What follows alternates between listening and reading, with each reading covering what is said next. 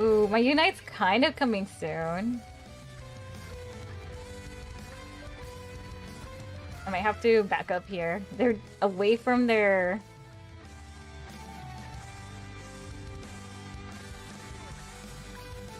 Oh, you guys are brave. I'm so glad the Gengar didn't come with them. I think that was the... Alright, I think we're in. I got the YouTubes ready. I'll need to get my actual scene set up though. It should be pretty easy. Or at least that's what I'm guessing. Alright, first we need to destroy the table. And to do that, you do this. Oh, we got this image up here. So we're gonna move that here. And we're gonna grab you. And oh, we can get our counter too. I need to update one of the counters. I'm trying to think though. I don't remember the command for the shiny ducks because I've been catching more shinies.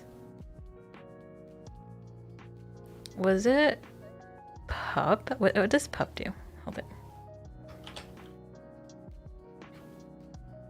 Let's figure it out.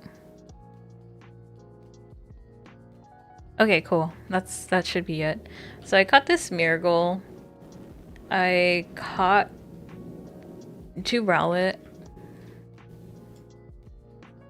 So we can do that too. And I'm trying to remember who else. I got the Duraludon. So that'd be 140. I'll do 245 for that.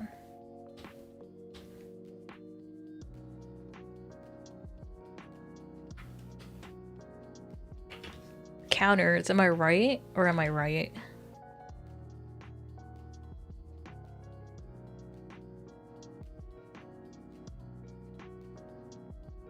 There we go. Awesome. Boo boo boo boo boo. I was playing this game. That game's been pretty fun. The Monster Hunter Stories game. I've been having fun with it. It's been a good time. Apple pie. Apple pie. Apple pie is pretty good. Not my like top tier pies, but pretty decent. Pretty decent.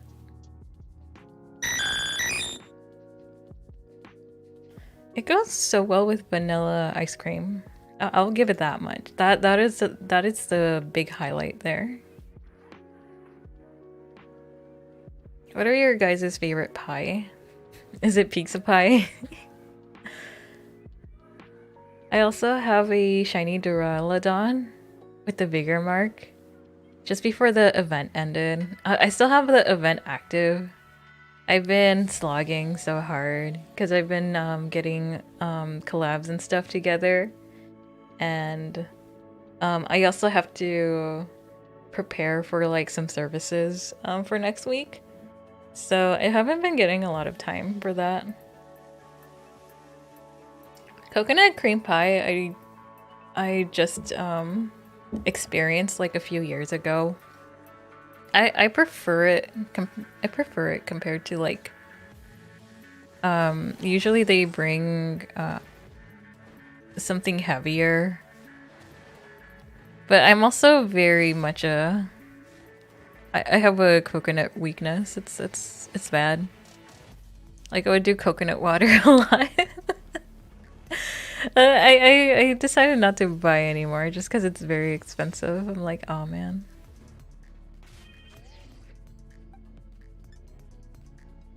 So I'm in the Duraludon town. I did get a shiny, but there was like no mark on that. So we're gonna go ahead and do that. The bots are hosting raids from 3 areas, not just Blueberry. That's cool. it's cool that they have variety.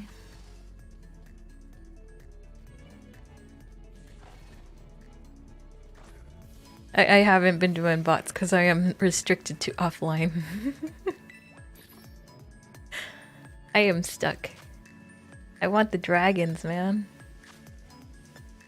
I don't think I've had a dragon with the joyful mark yet.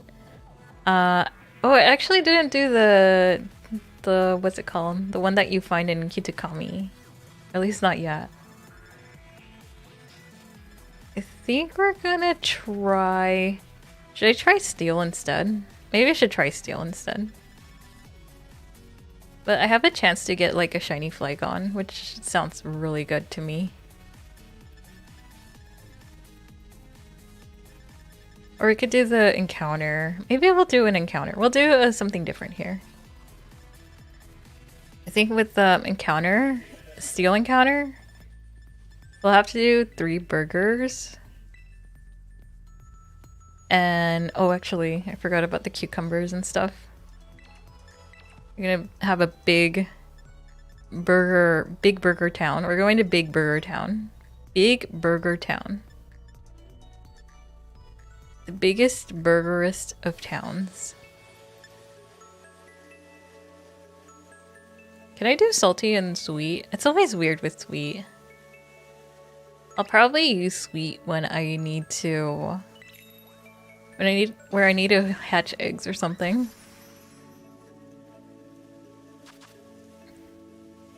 Are you gonna get the meadowgrass and the cleaver? The queever? I don't know how I feel about cleaver. My husbando loves him, but I don't know if I can love the cleaver. I like kabutabs. I don't know if I like cleaver. You got the jumbo meadowgrass weeks ago. Which Pokemon are you like itching to get from the rotations? I think once a Melodic dropped and Alola Ninetales dropped, I was like, oh man, I'm so sold. These were the babies I needed. Oh no! I don't even know what that was, but something fell.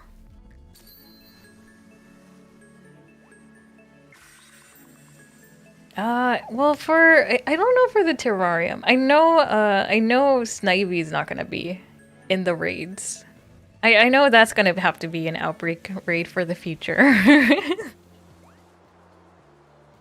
You go for Rhyperior and Aquanid, but they're not in the rotation. Big Aqua energy. That spider scares me. It feels like completely alien to me. I'm surprised it wasn't an Ultra Beast. It feels very Ultra Beast to me every time I see Aquanid. Oh wow.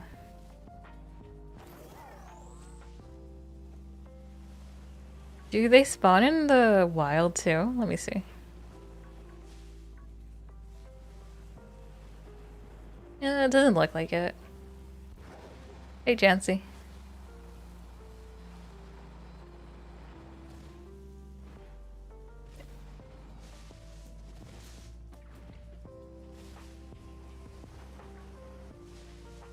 Stitch was building a team with Aquanid. I have like no clue what it does though.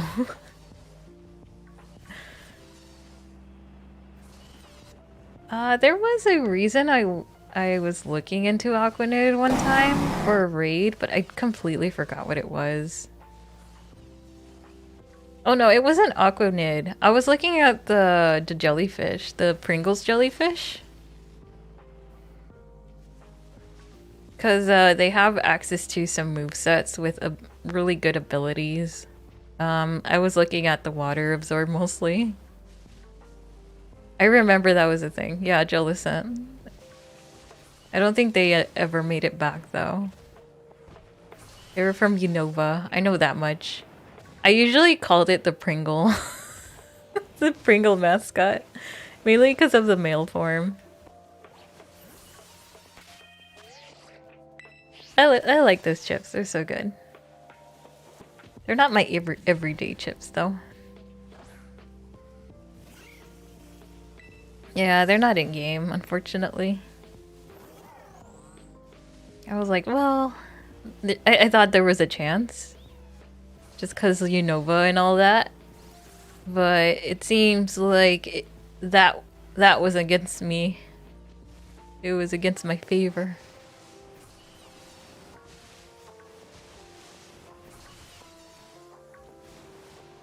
I like how they all get mad. They're so slow though. I'm so glad they're slow. I'm so glad these little towers of dragons are slow. I'm hoping to get one mart. I don't even care if we get social or sleepy. I'm like, it's marked, it's good. Lately I've been getting sleepy, snowy, and uncommon.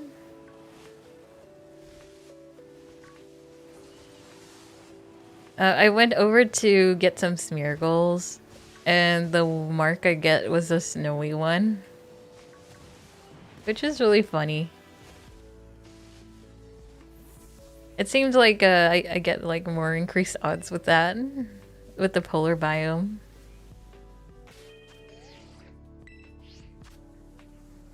Hey Uchi, welcome in. I'm doing some shiny hunting today. I have the Outbreak. I have the Outbreak still. Because I haven't had any... well, I had a lot... I had some time to shiny hunt. But I was like in... There was a lot of outbreaks that I really wanted to get to. There was a rally outbreak I did roughly around the week. I was going to work on screenshots for the YouTube. I ended up finding two rowlet. One had a, I think it was an uncommon mark, and I'm like, you know what? I'll take it. But it was from the stream. Like a lot of the outbreaks were from the stream, the last stream. So I was like, oh, I should probably finish that. Because it was only the minior where I ended up getting anywhere with. You're doing a Fennekin outbreak and you fell asleep? Yeah, so I have to catch myself. It tends to be really easy to like get too relaxed. Yeah, I felt that. I feel that. I think I try to do it like 3 hours before I go to bed, and then I start playing Monster Hunter Stories just because it involves a lot more strategy, and that usually keeps me up awake, or at least like out of games. Shiny hunting can be a little bit too relaxing for me, so it's like, okay. So usually like a little bit earlier in the day. I also get a little paranoid like when it's later too. Like it's like, oh, was that shiny? And then you stop caring. And I feel like it feels like you're not really progressing if you're just like not even paying attention as much, trying to find the shiny. But most of the shinies lately have been a little bit more subtle. It'll probably be easier with Snivy though. Like with this guy, it's like the little arms, but also his little spike is silver. It's not like the most easiest thing to spot, especially if you're half awake. Or at least I would imagine that being the case. 2 sandwiches on this Venomoth outbreak and nothing to show. Oh no. Where are you, Shiny? Where is the outbreak at? Is it in Paldea or in Area 0? I had no breaks on in Paldea when hunting Venomoth. I only tried once though, so It wasn't a very long hunt. Let's put it that way.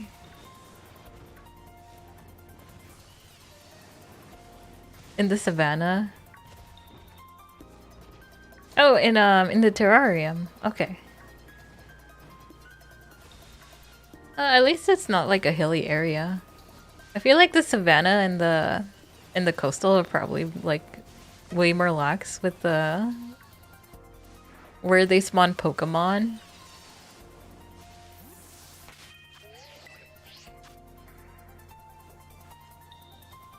I was tripping on my Smeargle outbreak because there was a lot of hills and layers going on over at the polar biome. I got really lucky with the Piplup one because it was like a mostly flat surface. There was just one layer I had to look down on. And I'm like, okay, this is tolerable. It's not too crazy. The outbreak did spawn on a large slanted hill.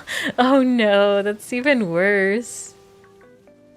If it were me, I wouldn't even bother. I've done so many outbreaks in Paldea where like it was not fruitful at all because of a slope that was in the middle of the area. It's so bad. It's so bad. Ooh, banana nanan. Banana nananan.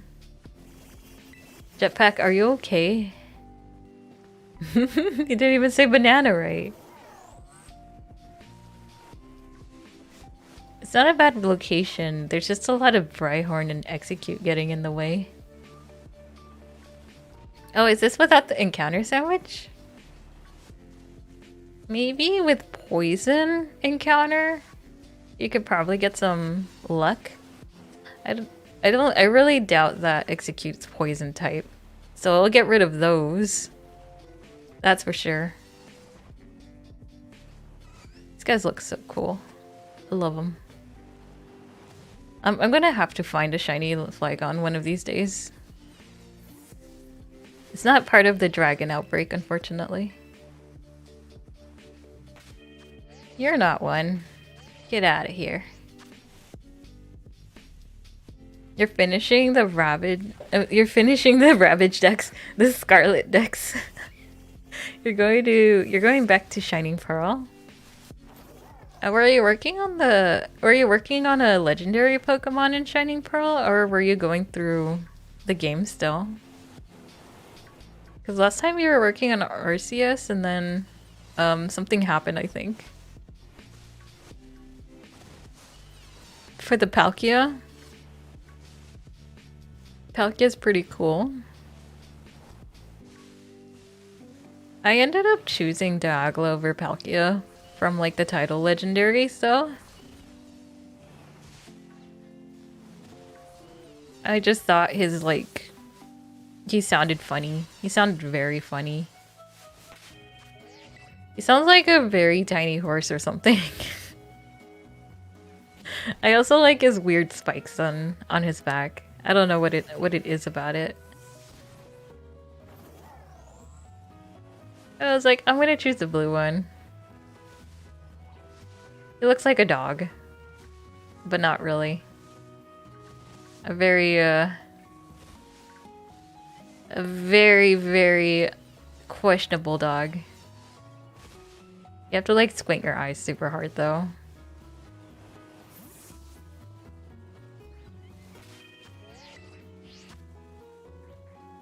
Squint so hard. You don't even know what you're looking at. OG form.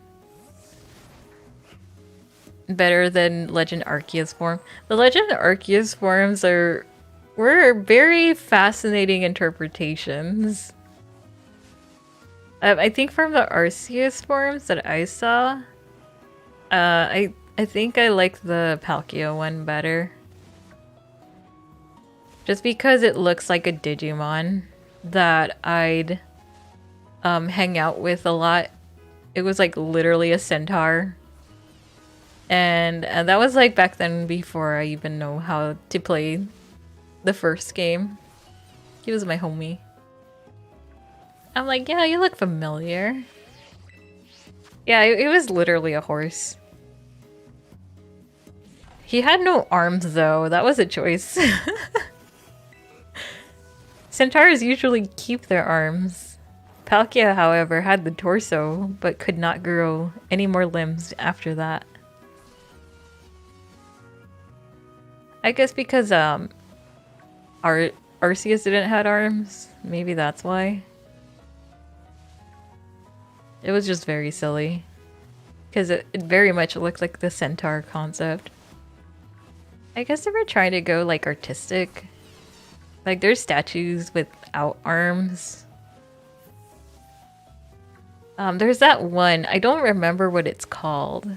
I don't think I've ever really made a report or anything on the statue, so I don't remember it. I should probably remember it just because I played so much Animal Crossing.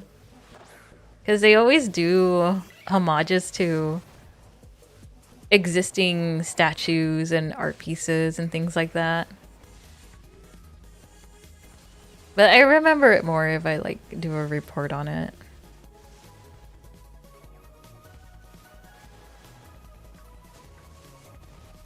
Boo boo boo boo boo. I want to say it was like a Greek sculpture-esque kind of thing. But I don't think I've ever seen it done with a centaur, so... I'm just kind of like pulling stuff out of a bag. Hello, hello Lord Pop-Tart. How are you doing? Good afternoon.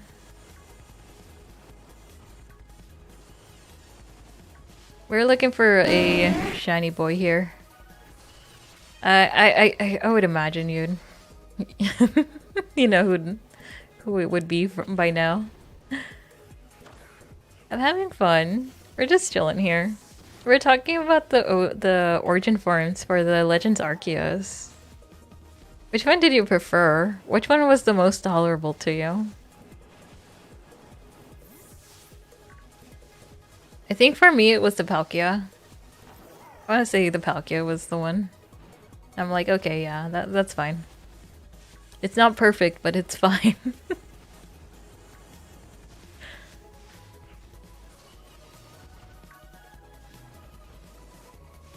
The Ugla looked very cartoonish to me. It looked like he was trying to swallow like a machine or something. Like he had something in his throat and it wasn't okay. It was not okay.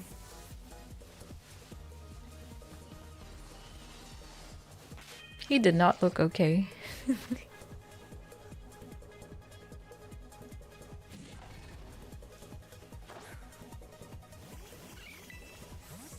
Would you guys be excited to see origin forms of other Pokemon? Like if they were to make another Legends Arceus, which trio would you like to see forms of?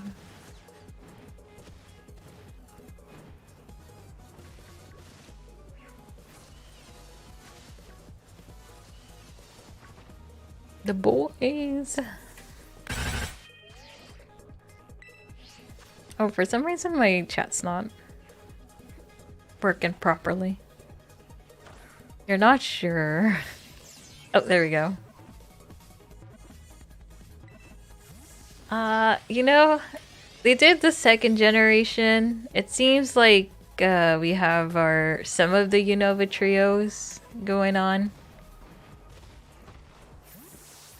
I don't think like the theory, like because Landorus and all those three have like forms already.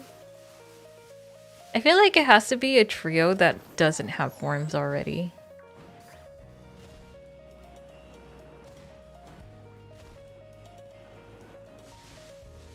Or at least it's more likely to be that way.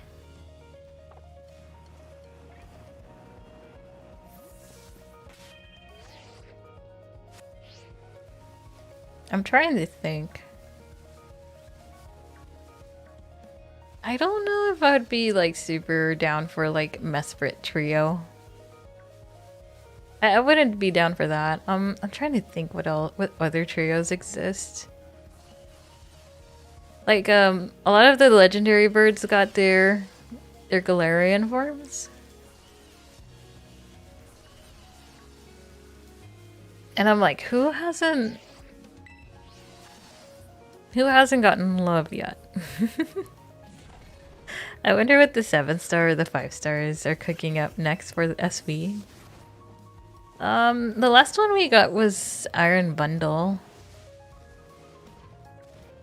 I think maybe they're gonna go do more paradoxes, but it's really hard to say because a lot of the starters are already out, but I guess they could still do starters.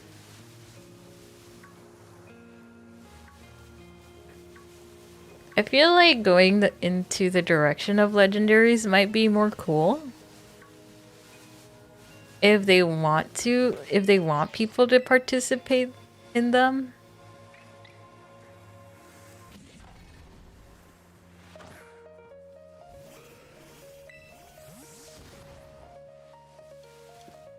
You thought you'd get a new event when the outbreaks ended?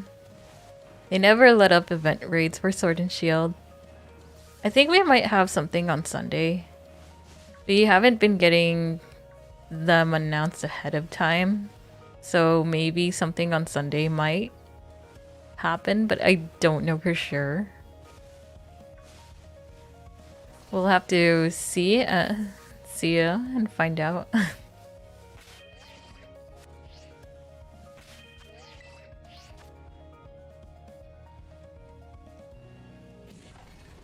You want outbreaks for the shiny locked paradoxes?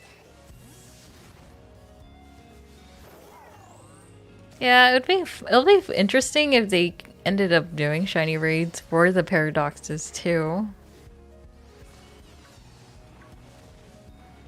Did they do shiny raids in Sword and Shield? I feel like it was a thing. Or there was like an increase of shiny or something like that. They haven't really played around with the shiny percentage in raids.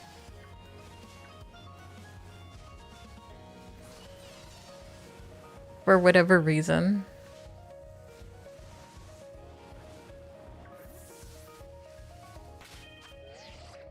Only in Dynamax raids.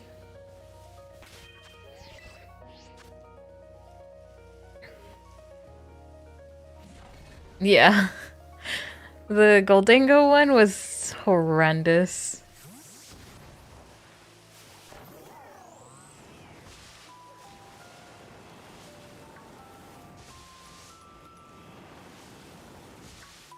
Yeah, I don't get it. I really don't get it. Why they even decided to bring that one up. It's like, hey kids, you can get a shiny. And it's like, the odds though.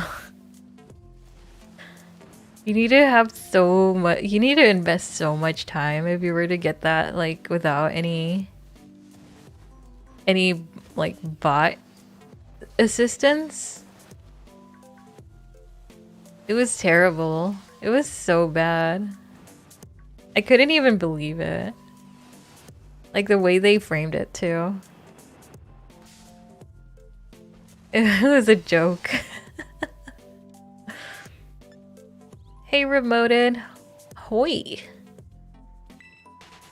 Welcome in. Are you shiny hunting too?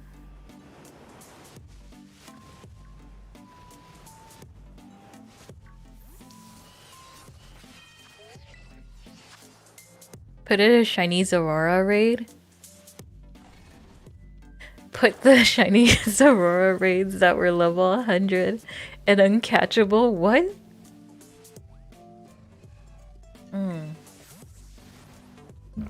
You have a funny joke? That's cool. About the shiny hunt? About this one in particular, or just like in general?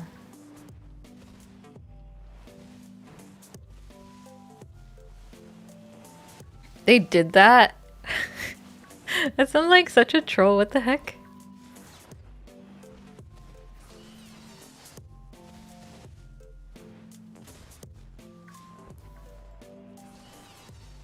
Why would they make it uncatchable?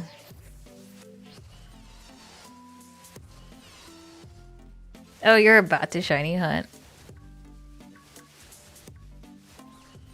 Are you doing it through Outbreaks or Masuda? Or you could also run around with the sandwich. Oh, with the cafeteria stuff too, I forget. Just shiny hunting. Joke is Miss Piggy count. Why can't Miss Piggy count to 100? Why can't Miss Piggy count to 100?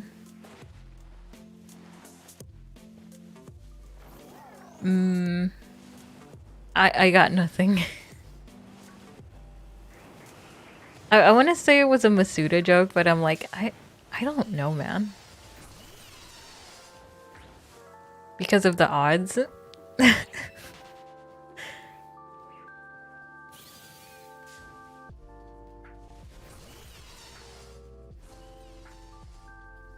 Oh.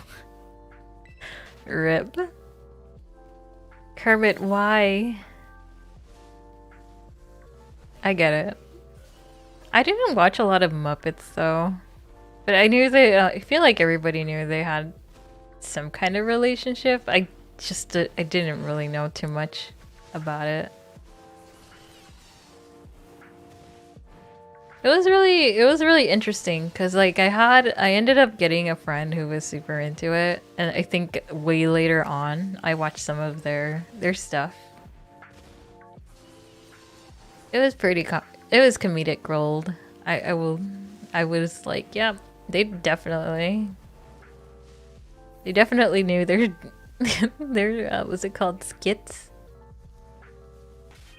Yeah, with SpongeBob-esque Pokemon joke. Take a crack at it. Take a crack at it, Ravage. How much time do I have? I'm using a sandwich right now, and it's been pretty duddy. Rip, more like ribbit. Ribbit. Ribbit. Why does it take more than one sandwich to find a shiny? Because RNG is too damn stupid. It really is. I would imagine SpongeBob is still alive and kicking. Nickelodeon's not gonna let that go. It's been so long since I've like watched SpongeBob. I don't know how much different it is. I watch like a lot of the old stuff. I have some family members who like quote everything by the book. It's amazing.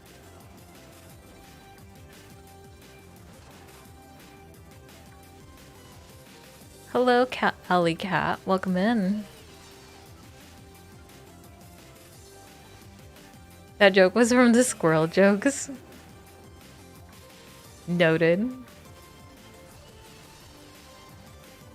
I think my favorite episode with SpongeBob was the one about the training video, like the new employee videotape.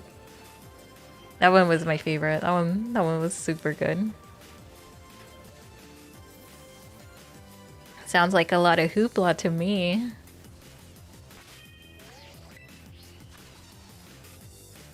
Alright, I should be like less than 6 minutes here. But yeah, are you shiny hunting for anything, Alley Cat? I am doing a Doodalodon raid from the event Outbreak. I haven't gotten online since since that one event. I am stuck here before I move on to I actually don't know. I still need an event mark for... I still need a... Not an event mark. A marked shiny... Como. The little...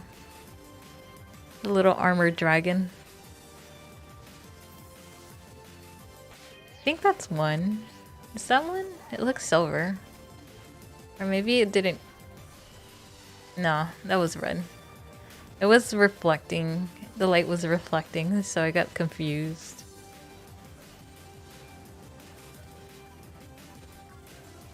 Not at the moment, but yesterday you were hunting Sableye. How did that go?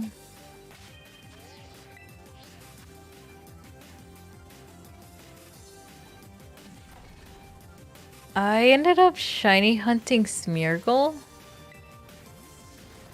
It went pretty slow though, because the area was pretty hilly.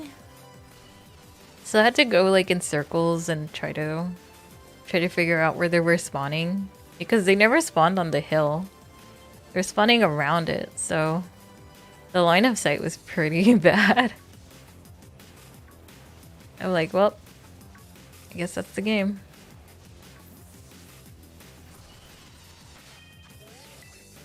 Sableye is pretty noticeable though. I think that's definitely a chill hunt.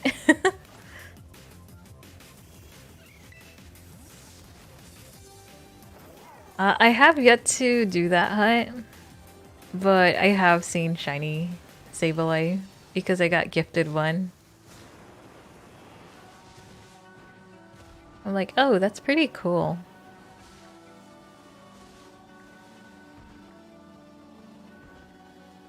It turns into like a kind of like a gold, like a dim yellow color. For those who are not aware of the shiny.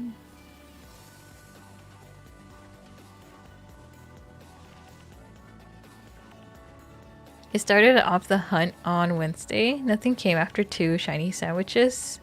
You picked it back up yesterday and you got 2 Sableye. Yeah, that happened to me with the Rowlet outbreak. It was during a stream day too. And I had tried a sandwich between like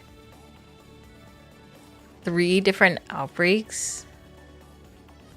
And I think it was the Duraludon. We did a Duraludon one and a Rowlet one. I think I still have the Rowlet on. Hold up, let me see.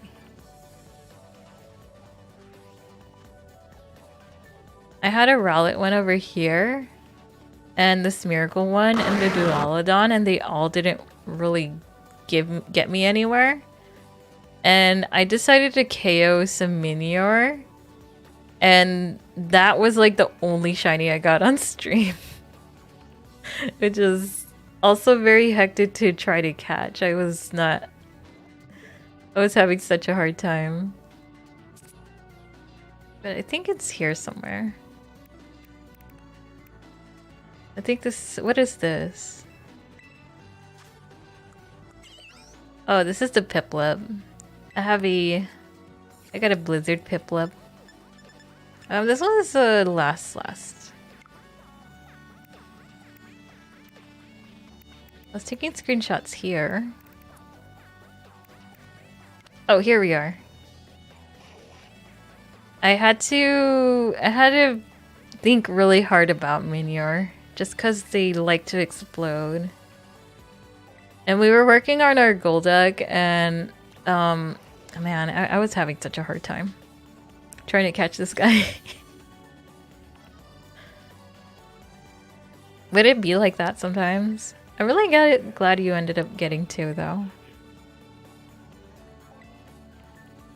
Were you a fan of the Mega Sableye? Do you miss the Mega Sableye?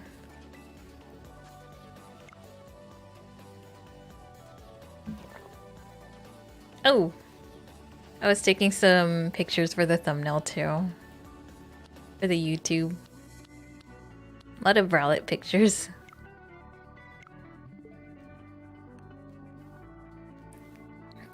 Uchi, you missed the Megas. Which is the Mega you missed the most though? Like if you were to like have have a Mega Pokemon in Scarlet and Violet, who would you pick? That's a good question.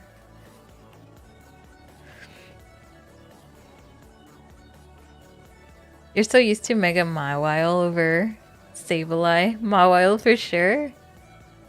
I think I'll pick Charizard Y just because of the drought. I would love to do more weather shenanigans with different Pokemon, and I think that'd be pretty fun. I also like the look too. It's not as cool as X, but I'm like, oh, but I would have more fun in battles with it. I love the shiny form. Oh, Gengar. I forgot about Gengar. That is so true. Mega Gengar is so cool. Probably the coolest shiny out of all the megas. Your current VGC team is a snow team? Ooh. Is it Alolan Ninetales? I love Alolan Ninetales. It's so cool. Aurora feels so nice. On top of like the new snowy terrain.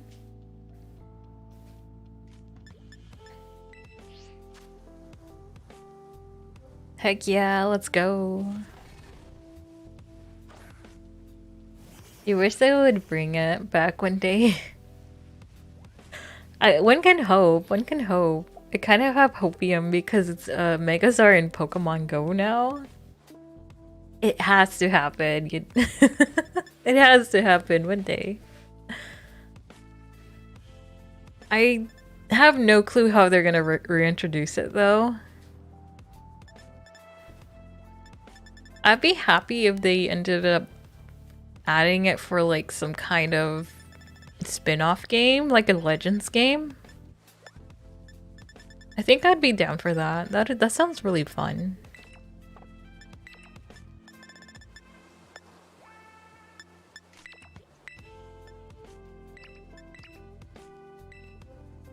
I think we're gonna do a Humongo sandwich this time.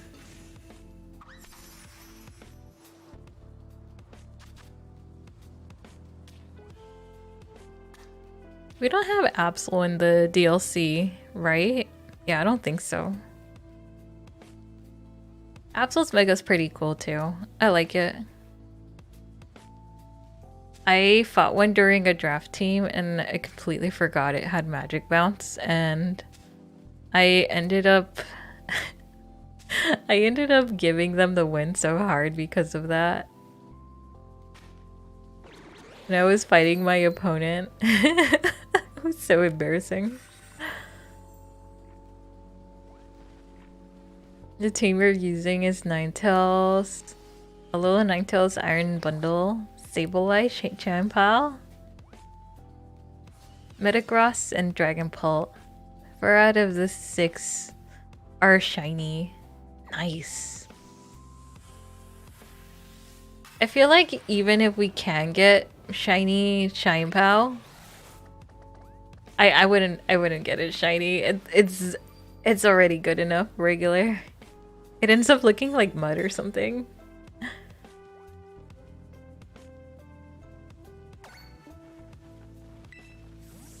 I'm still a little sad that a lot of the iron Pokemon just lose their paint.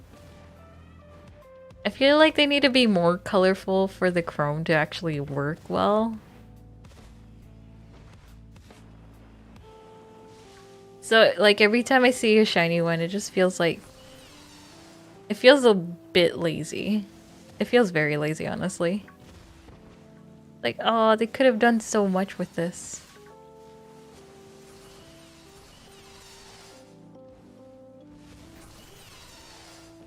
Only art. Yeah, Iron Thorns had enough color on them to look good. To look like they actually had a difference.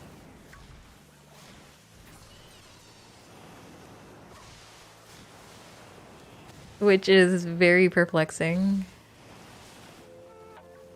I was very confused why they decided to do this. I was like, no. No, man.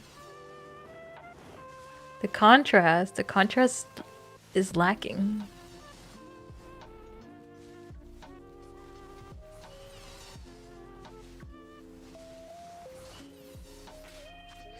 You think the Bundle and the Iron Valiant are the only good ones that actually look good? Yeah, the Paradox Scarlet ones look they have more character, and it feels like they had lot more a lot more going on. Even with or without the shinies. I feel like the design too. I was like, wait, but why? Minimalism.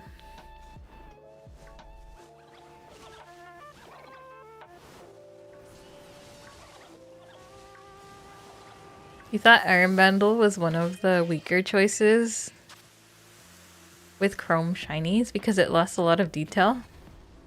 Is it like it looks like a penguin? Oh, they could have make him look like a penguin. That would be really fun. He had a paint job where he's wearing a tux. That I would love that. Iron Bundle has become a snowman. I haven't seen the shiny myself though, so I can't really speak much. The only Iron Paradoxes I ended up going for were Iron Moth, and I'm trying to remember who else. There was another one. A lot of the ones I have were traded from Scarlet because I really like those more.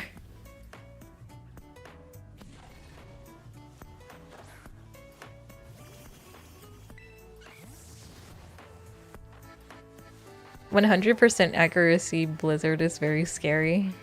It sounds fun though.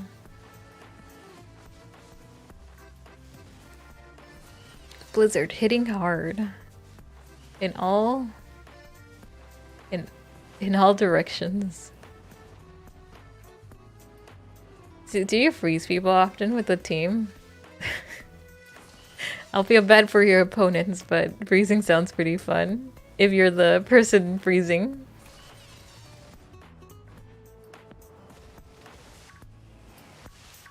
I think you still get the 10% on Blizzard. I don't remember.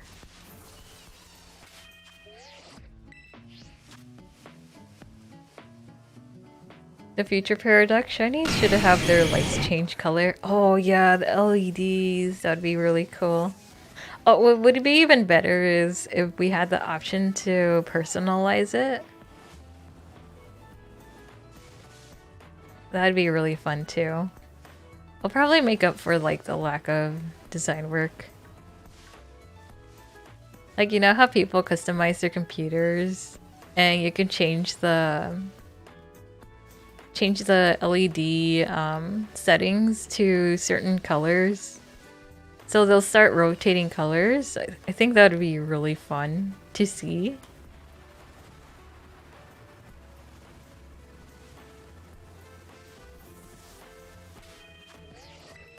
Yeah, customizable shinies sounds so fun. We still haven't seen Pokemon have like a paper doll system where you can accessorize them either. You haven't gotten a freeze yet, but someone did taunt your Ninetales, so I turned into Iron Bundle using Blizzard and Dazzling Gleam. the double hit combo. Spread moves on top of spread moves. That's huge. Iron Treads would look so much better with green LEDs. Oh, that's so true.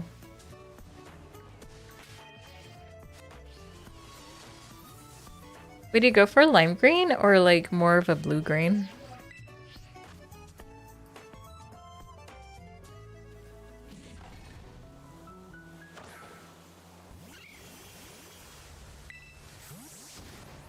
Oh, I love the sticker system in the 4th gen. Like you had control on how the particles look. I really enjoyed that. It was very clunky in Brilliant Diamond and Shining Pearl, but I'm really glad they tried. That game was all kinds of buggy. It was so buggy.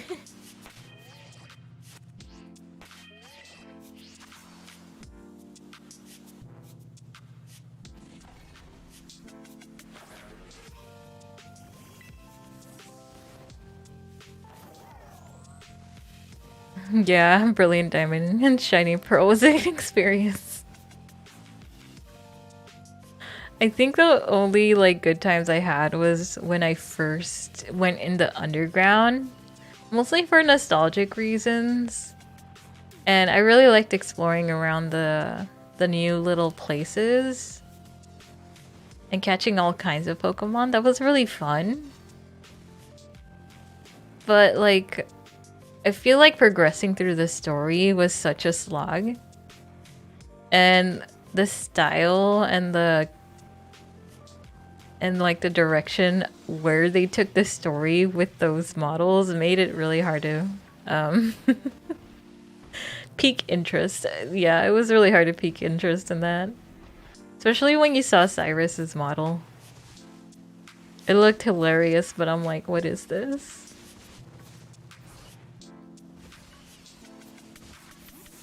What choices were made? Choices were made.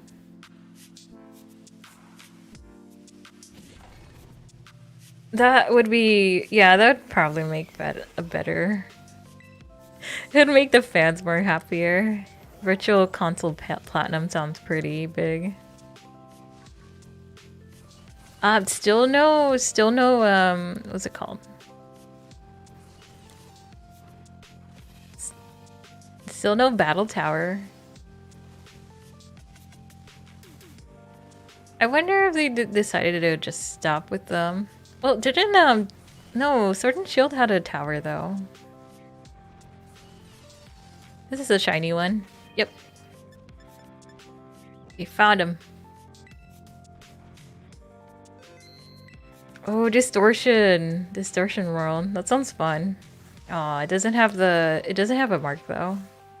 I'll catch it though.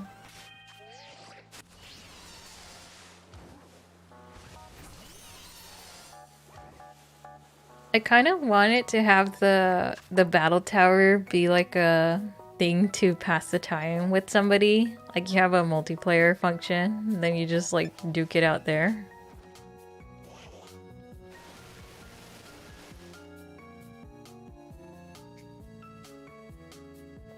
Thank you.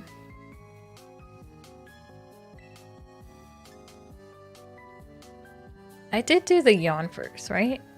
Yeah, it's not like I have to worry. I'm gonna be Bowser. The 3D Distortion World in Platinum was so trippy. How do you guys reacted when you first saw it? I was impressed when I first saw it. I was like, I didn't even know the DS could have done stuff like this in a Pokemon game.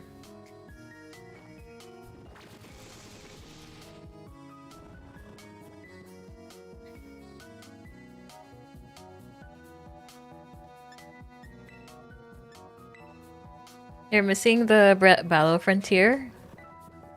If they brought it back, Pokemon World Tournament from Black and White. Oh, I feel like I should have like experienced that. I did play through Gen 5, but I skipped out on the post game because I wanted to play more Animal Crossing at the time. I was like, well, you lost your mind. It really caught you off guard. Yeah. I was like, whoa.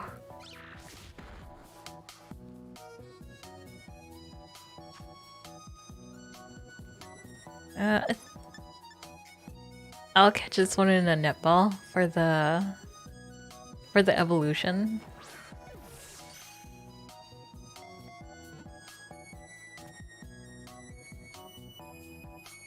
The Cynthia and red orangey was no joke.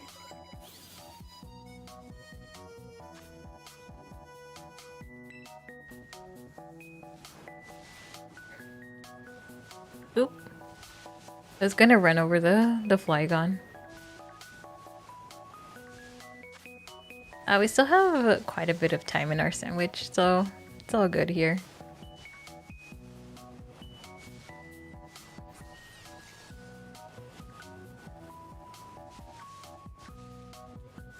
Did the gym leaders in the world tournament interact with each other? I really love seeing that in like media in general. Seeing gym leaders like banter between each other, it's always fun. Oop.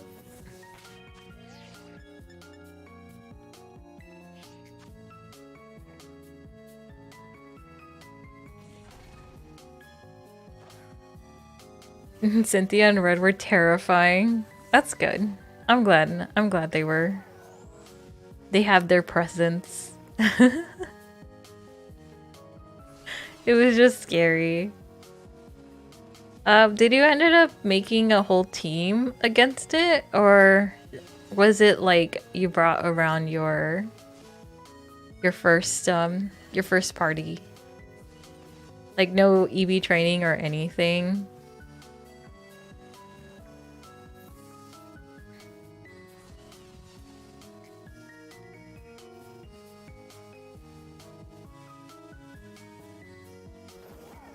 Ba-ba-ba-ba.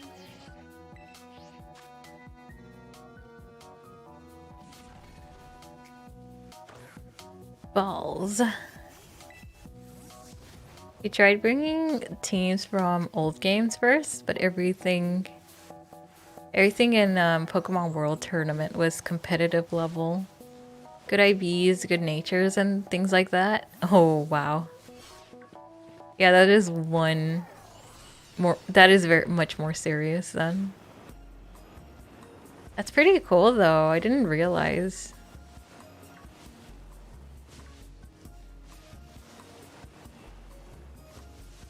I didn't realize it went that metal. Oh wow, you're huge.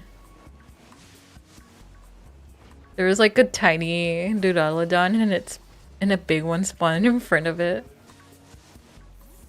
That was hilarious though. Oh wait. Oh no, there's red. I thought I saw silver, but it wasn't.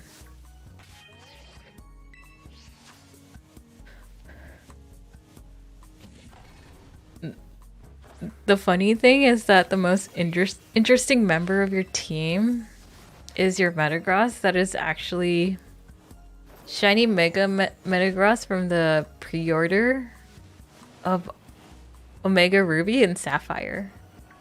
Wait, you got a shiny Beldum, or was it a Metagross with the Mega Stone already? I think the Omega and Alpha Sapphire games I decided to take a break on because like after Sun and Moon happened, I was like, oh, I need to take a break because I was getting burned out at the time. Oh, that's cool. Did it got it like any cool ribbons? They usually come with the ribbon. I noticed like all the event stuff. A lot of the things have like Pokemon Fan for their more recent things, but they seem to be different for older stuff. Which is really fun to see.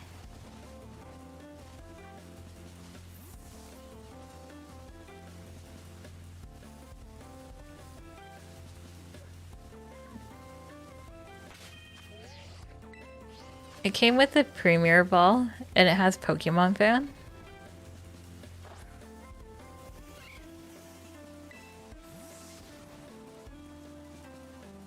When you went out in the battle, it's like Metagross Hoenn champion. That's pretty crazy.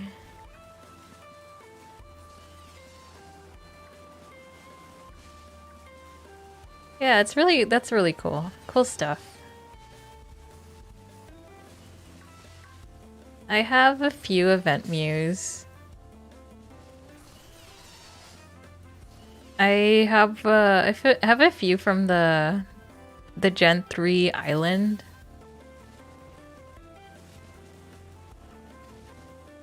Because there was like a whole like map thing going on. Although I never really got to do that. It's just that their origins are from there. And I'm like, oh, I really want a Mew in a Premier Ball.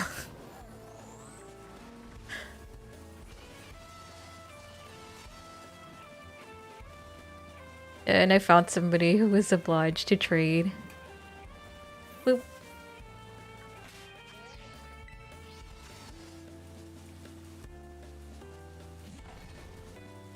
It didn't got any crazy titles though.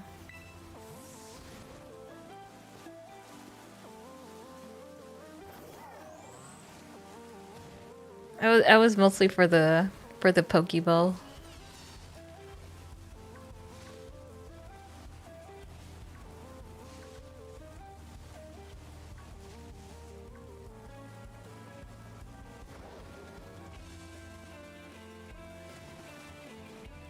There's been a few Cherish Ball events I've managed to get, the more recent ones.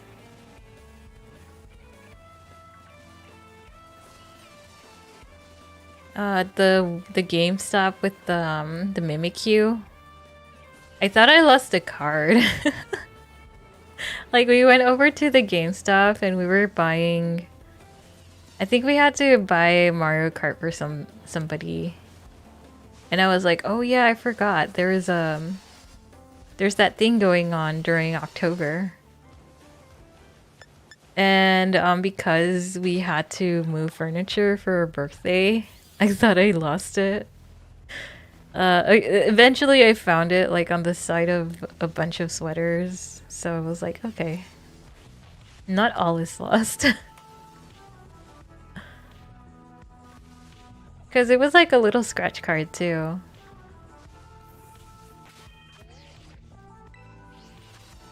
The only reason Metagross had the Hoenn Champion title was because you used to play it in your... Oh, you played it through. So like way later, like beyond the launch of Omega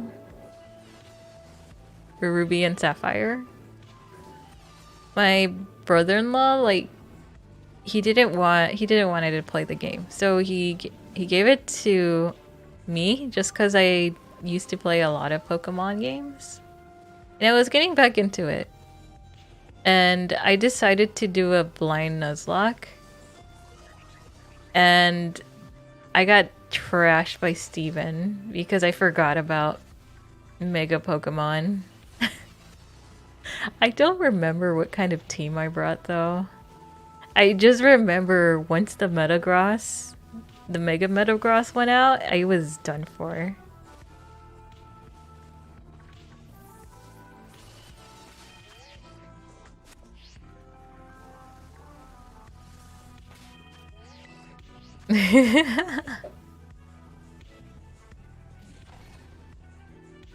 It was a big oof. The biggest oofs. And then I'm like, okay, I guess that's where we're gonna stop. I don't remember if we still have it. It's probably somewhere. It's probably somewhere in some of the boxes. Because I don't think we had the title box. I just got the little cartridge.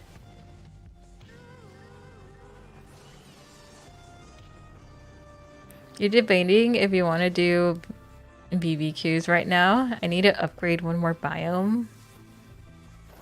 Is it a biome that your favorite starter is in? I feel like maybe the less biomes, the more likely you can get like certain outbreaks. But if you gotten all the shiny starters from the other biomes, I think it'd be fine to do it now. I kind of upgraded everything all at once without really thinking about it. But I'm like, okay, if a starter outbreak shows up, I'm gonna go ahead and do it. So far it's been Piplup and Rowlet so far.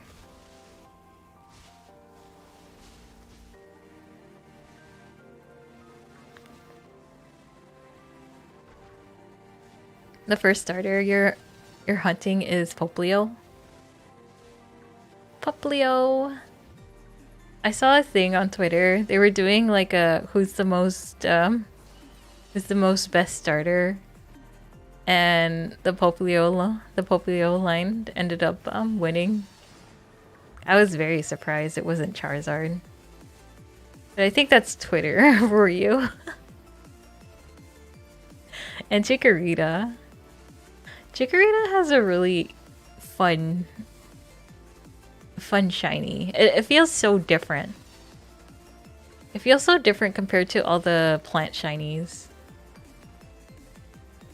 Especially for starters. Because it has like a rose gold with a yellow color. Which makes it feel very unique, I feel. It was really cool. I was like, dang. The shiny goes like really cool.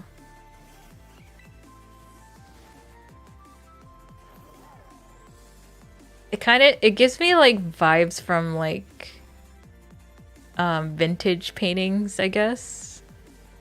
Which is really cool. Poplio is underrated. I'm trying to remember what was Poplio matched into? Was it Incineroar and I'm trying to remember the grass starter there. I feel like Incineroar was one of them.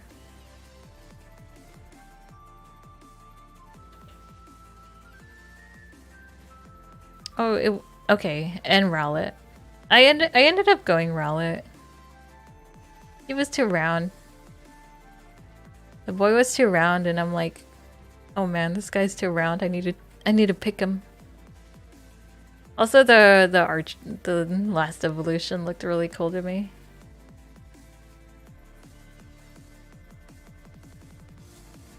I don't remember if it was the first time I like defaulted to a grass starter. I think that was Gen 2. I'm so sad that Chikorita couldn't hold their own at the late game. Poor thing.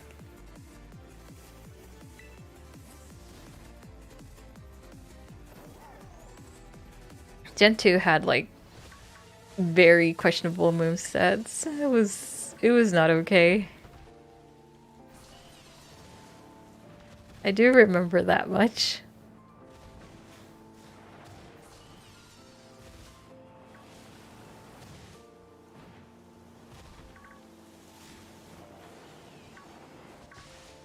Where are we at? Okay, we got 5 men. I really want to have a mark for this guy, but maybe we'll switch locations. I'll probably go to Kizukami and try to see if we can get a marked, a shiny marked. What is it? I want to assume it's Como or Jamo. I remember the third evolution being Como.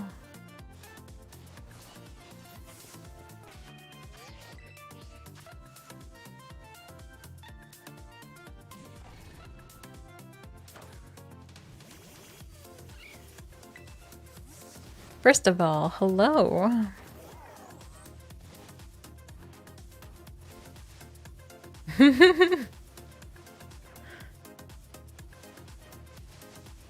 Well, I believe you'll have to say the story first. Was it like a very sought after book? Was it a one of a I don't know what. Oh wait. Did it have to do anything with anything to do with Pokemon? Scarlet and Violet. Because Scarlet and Violet has a books in their storyline. Oh. Oh, I have no knowledge of them. This is the first I've heard.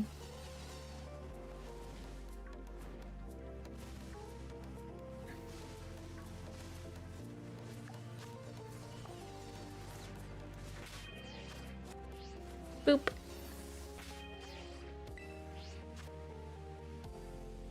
Man. Dude, Aladon, why can't you make it easy? Why can't you be... Well, let me double check if I even have the mark thing. Yeah, okay.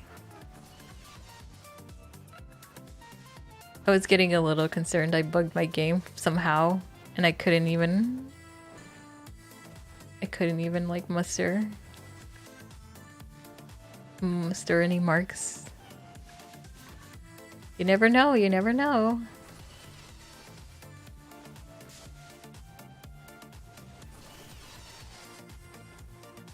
I can't say I've experienced any crashes. This game could sure use some optimization though.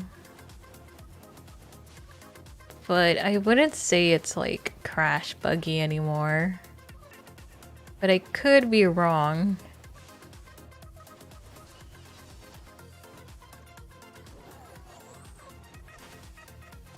I had a lot more anxiety when playing through Kitakami, like day one, because it was so choppy.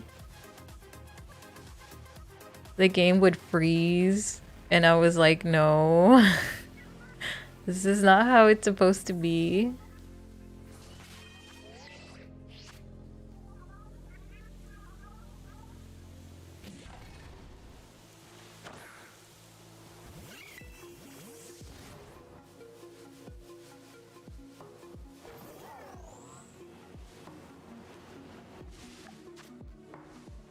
One minute.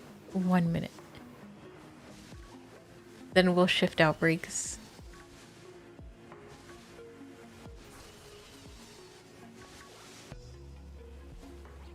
Oh, it's a Pyroar.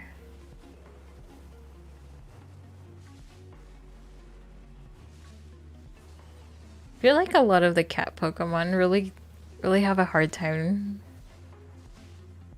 in competitive. I'm so sad Luxray can't really do much. It's so sad. They're so cool, but I can't use them.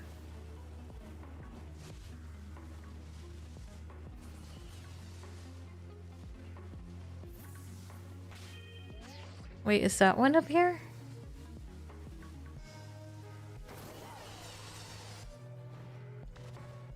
Oh, I didn't mean to do that. I just swinged into the mountain. Golduck's not even standing and on the ground. Ooh. Not again. Get out of here.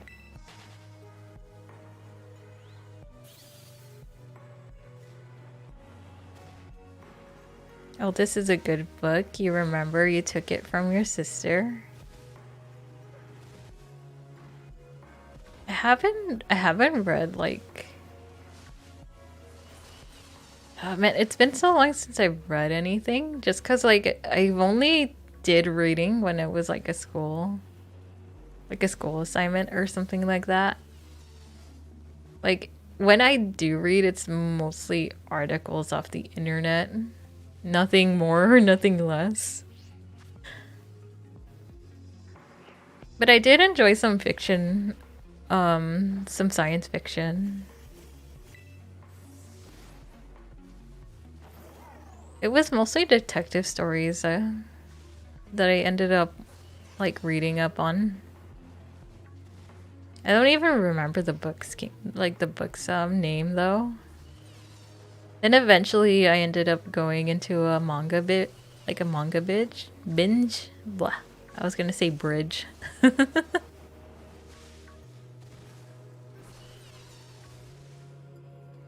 A binge. You had to buy a new bookshelf because your old bookshelf was overflowing. Oh no. Was it very sturdy though?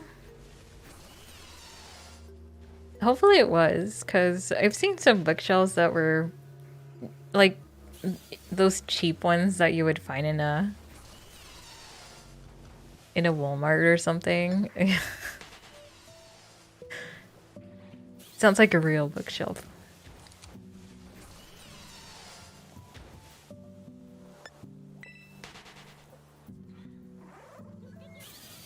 Okay, figures and books. Okay, that makes more sense. So it wasn't all books. I feel like if it was all books, it might have been very heavy. Unless it's like comics and stuff mixed into it. That's good.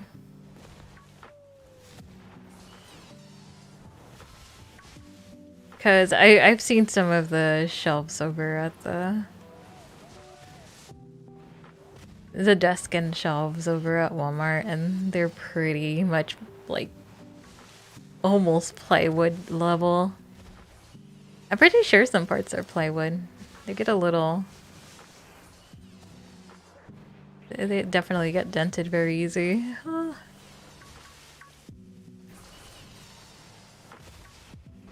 Yeah, I'm starting to get sick of seeing them roar here. Alright, let's go reset. And we'll go to Kirikami. Let's go find some Komo.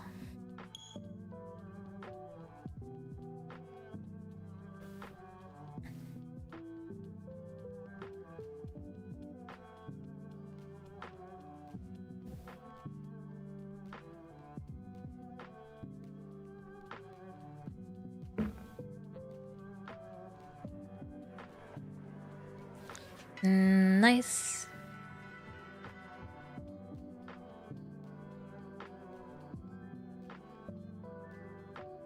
You recently counted and you have 73 volumes of manga, then 15 books. You're planning on buying the Thrawn trilogy, which are Star Wars books from the 90s. Ooh.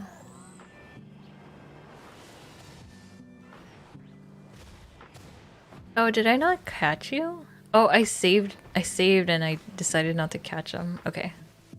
I didn't save after the catch. Okay, that makes sense. It's the same one. It's the same one. I just forgot to save after I caught it.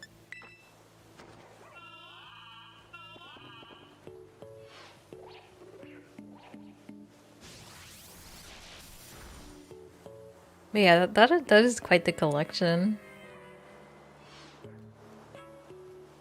Do you ever revisit any of the books that you've collected, or do you keep them for like display for most of the time after going through it once?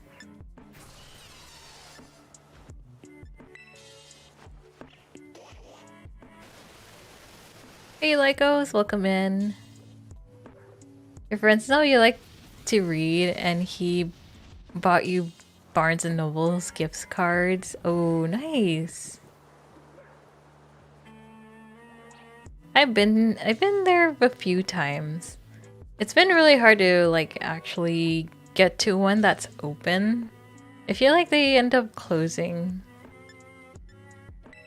around here because not a lot of people want to read, or I have no clue where the business is right now. I feel like a lot of retails have been struggling because of like Walmart and stuff like that.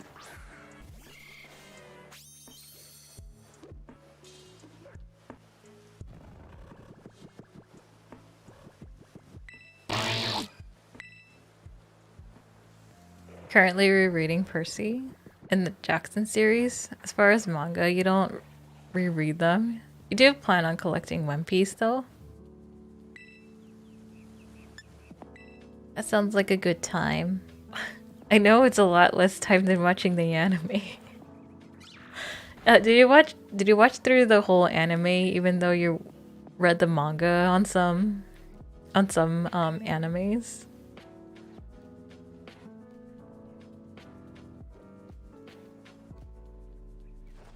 It's really weird adding an S to that. uh, let's get you back to sleep.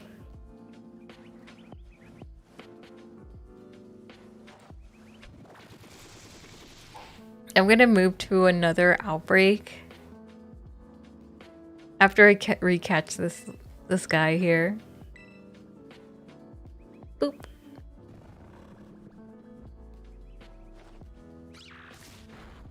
Give him a good crit.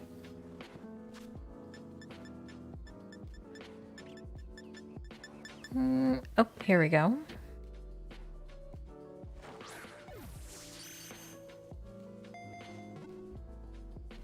So I was at middle school. The last time the first time I went to a Barnes Noble to like get a manga,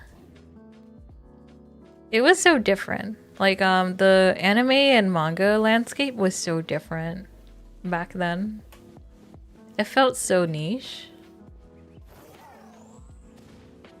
And I had walked in and I was looking through their manga and I was like, oh, I know Azumanga Daiowa.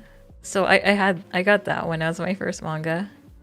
Even though it was like more casual. It was like it had like a different panel. Like it wasn't as artsy either. But I really enjoyed comedy back then, so it was really funny. It was more like a cartoon comic strip style than anything.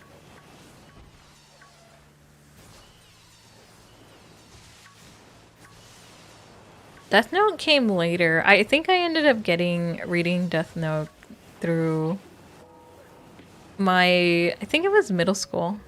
They actually had I want to say like almost all the Death Note notebooks from this series. I don't remember if they quite had like the full series in my middle school library. But that was really crazy. I was really excited as a kid when that happened. I was like, yo. You probably won't watch Death Note because your sister brought me the whole manga collection. I did ended up watching the anime even though I read the series. Some of the weird undertones are... No, well, not weird undertones. Some of the undertones I feel like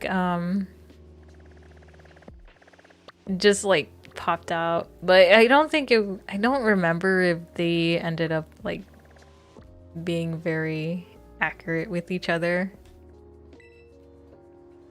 I don't remember that much though. I'll have to like reread the manga. Have the anime more fresh in the mind. Cause we ended up rewatching it. Me and the husbando. It was really funny.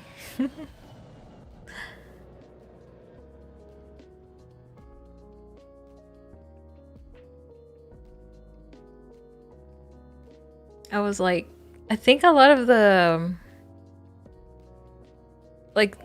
stuff near the end, I completely forget. I was like, oh, I don't remember this guy.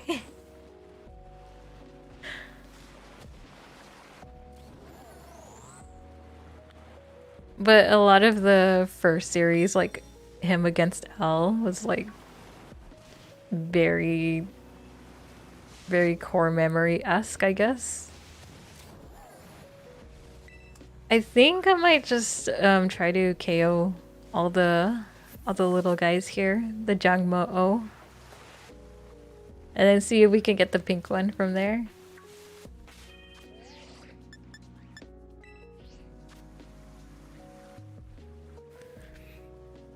Let's give it a shot.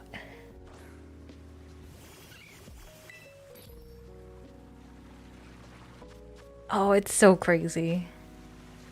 A lot of the friends I ended up making was because they were manga or anime fans, because it was so niche.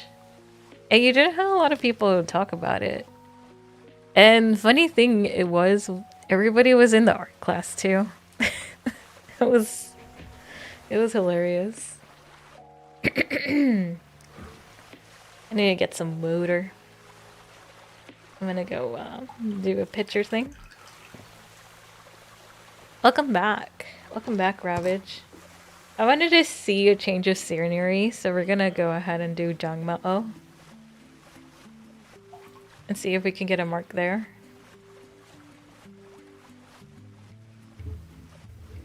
Dude, Aladano's being like, no, you're not gonna get me in a mark. But we ended up getting 2 for the shiny ducks, so I'll take what I can get.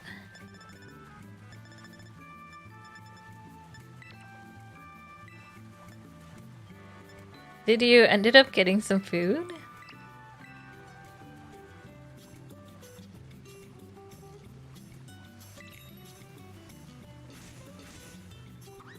Like even back when you first were getting into it, it was very niche for me too.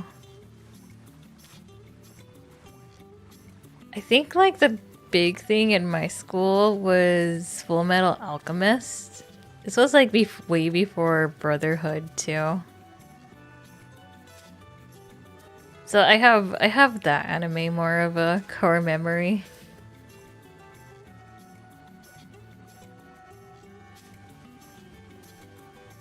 Boop.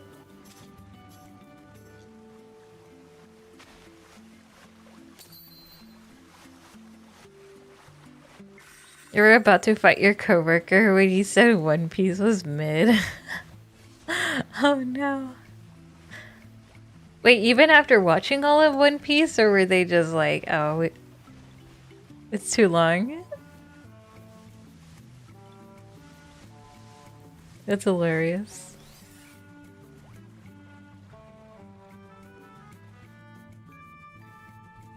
Yomp.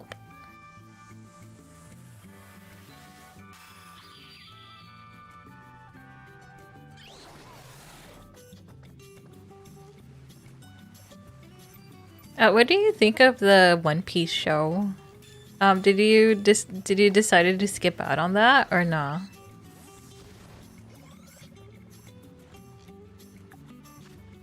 I got Teensy Power Dragon.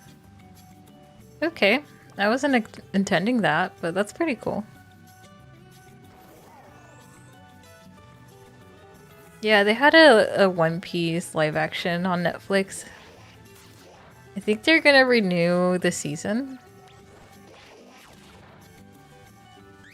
But it did change a lot of the landscape. I don't know how it compares to the manga, but it definitely changed what you would expect in the anime.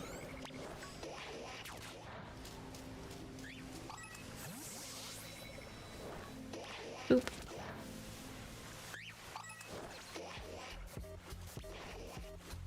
Ah!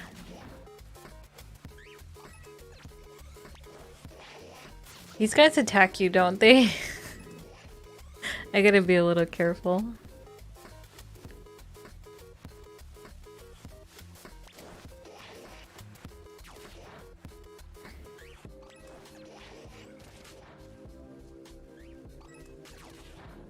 I didn't realize how much of a little tiny heart the plate on the Jagmo's head looked like. It's super cute. I can't wait to see this shiny.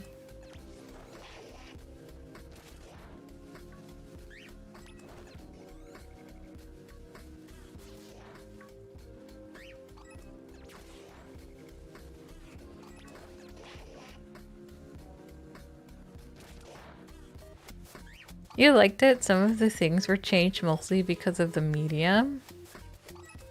But at least they did change. At least they added the Easter eggs. That's good. I'm really glad that the One Piece fans had something to chew on. As a person that didn't really invest too much time in One Piece, I had a lot of fun with it. I was like, yo, this is pretty cool.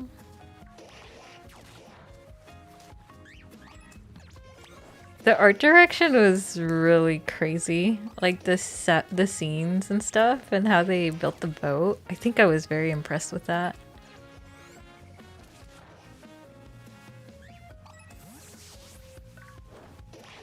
It was crazy.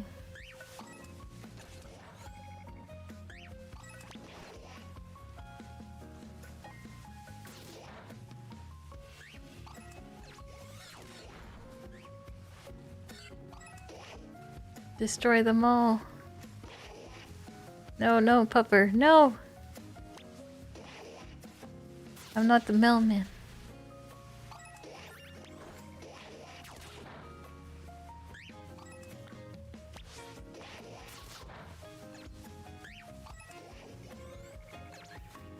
Rockruff has no chill.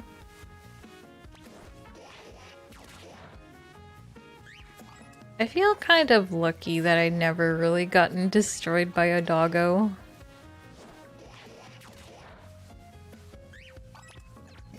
They do have the potential to bite really hard, but most of the time it's chihuahuas or small dogs. And the neighborhood took care of their dogs enough where they didn't do that sort of thing, so that's good. I heard so many stories of like people in the boonies nowadays, and I'm like, man, I'm fortunate. So your microwave caught on fire?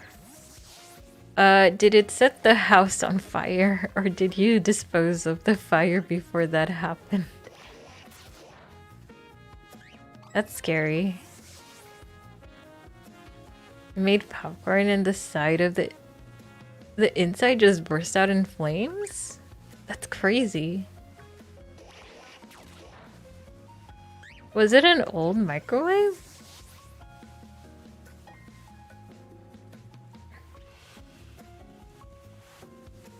Oh wow. Okay, so it was like a small little like yeah. I don't think I've ever experienced that with popcorn before. It's not that old.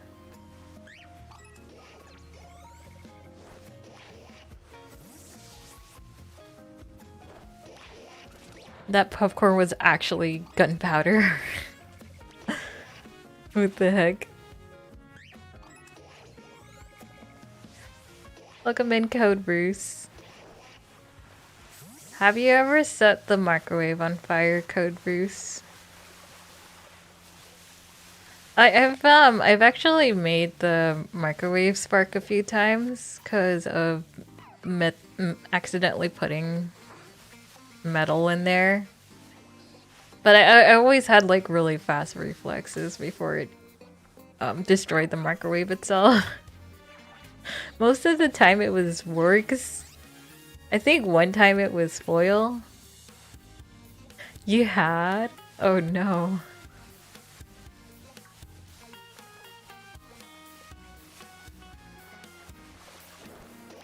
But like as a kid I was very impatient, so I was usually staring at the door.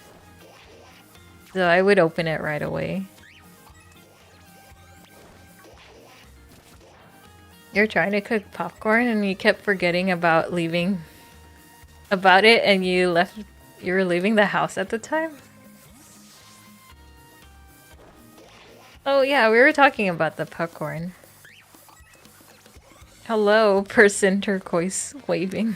Oh, I would imagine that's an emote. Welcome in. Hello. For whatever reason, the emote didn't render. Or at least for me.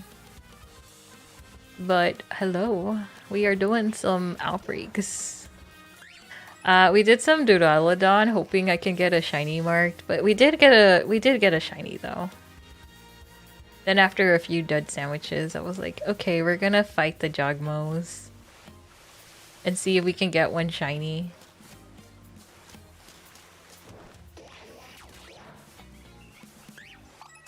An hour? You set the popcorn in to an hour? Oh no.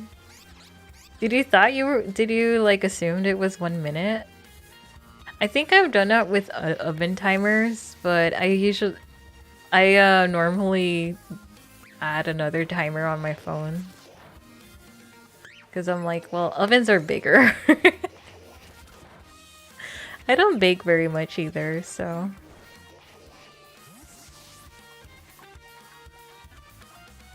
That's funny.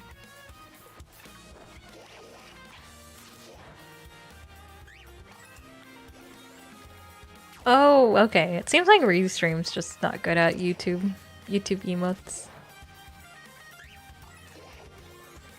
Thank you. Have you been doing any shiny raids yourself?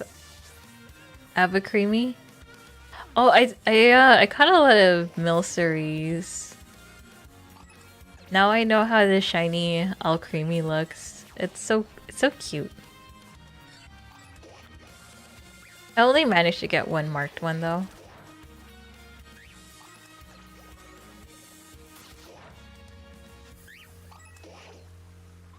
Yeah, I feel like I've done that in timers before, where I'm like, oh, it's a minute. Actually an hour.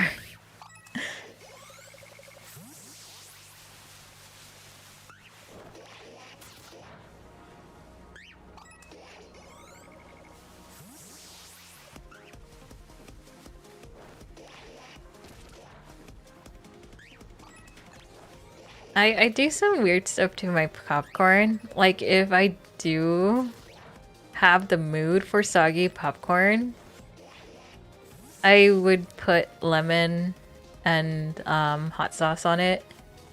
Although I am very sad that it can't keep the crunch. Because I mostly do it because I really want like something sour and spicy at the same time. And usually the powders that are not really meant for popcorn. I wouldn't say it's the best thing to put on a popcorn. If you're gonna put stuff on your popcorn, it'll probably be like butter or salt.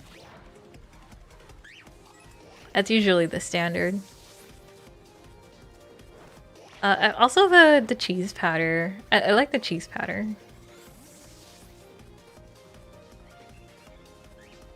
Although I'm usually too lazy to put it on though.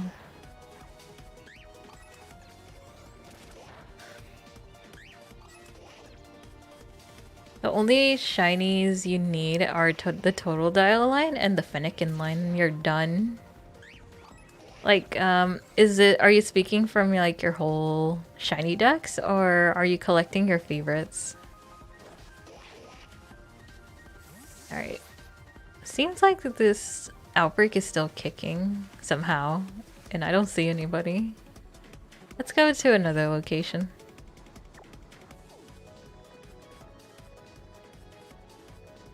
Let's go over here.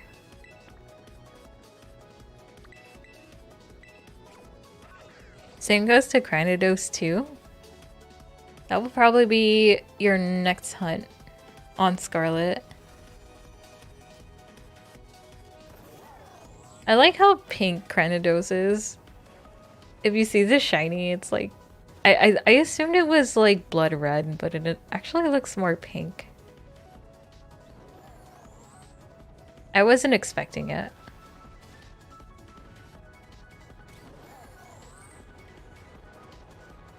Oh, did you ended up skipping Gen 6 around 2013? That's fair. Gen 6 was X and Y? I want to say it's X and Y. X and Y.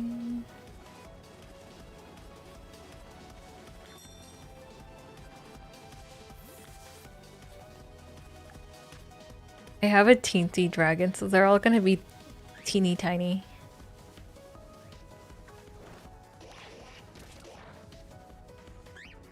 X and Y and Auras. Good to know.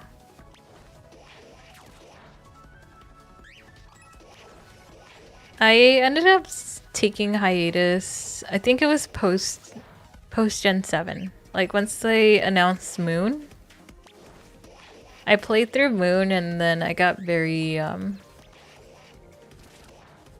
guess I was burnt out. I'm just gonna assume it was like burnout. So I was like, okay, I'm not gonna play for a while. I ended up playing fan games instead. Around that time. I think it was the Rotom that... it was either the Rotom or the cutscenes that ended up like not meshing well with me.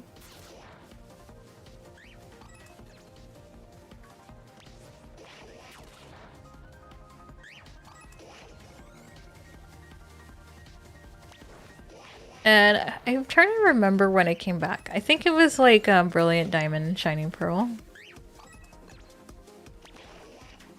And I did got Arceus too, because that looked like a lot of fun. And a lot of my friends had jumped into the Scarlet and Violet wagon. I was hesitant though. I didn't really expect to play this much of this game. But it has its fun quirks. That's for sure.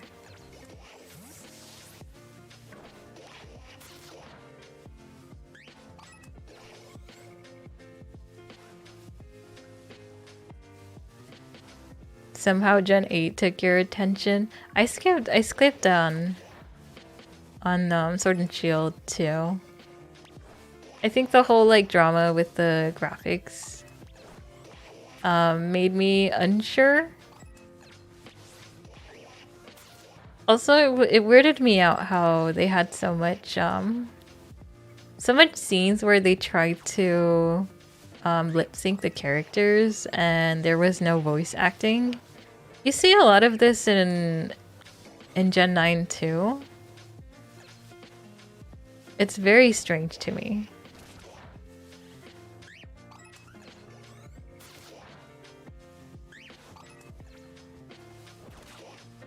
You got burned out during the Sword and Shield.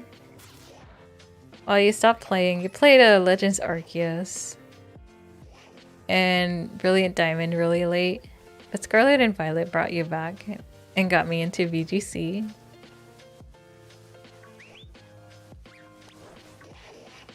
That's really cool. You skipped Sword and Shield, but after a week you gave in because the raids or something are you always wanted.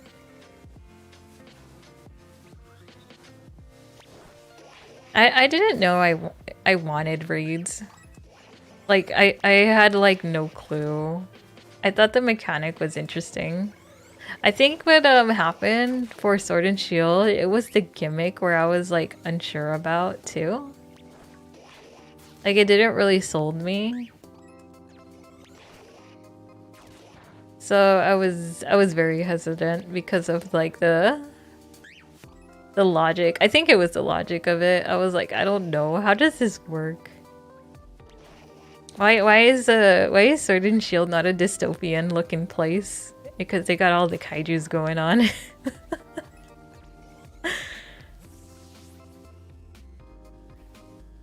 So I couldn't really take it seriously. Do you remember about the issue about the graphics? It was the tree. There was so much talk about the tree.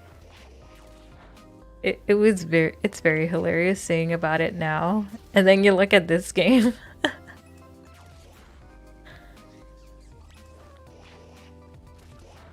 I really hope the landscapes end up getting improved on. I'm playing World and I'm feeling so spoiled with landscapes. Maybe in the next console. I know like the Switch is already like having a hard time loading in all the models and things like that.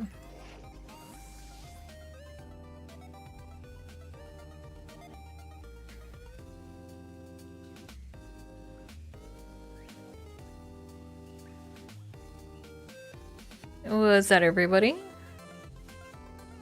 I guess we'll... Oh, I found them. I found them. Next raid battles are easier to an extent, but some very glaring flaws. If 4 Pokemon are KO'd or 10 turns pass, you get blown out.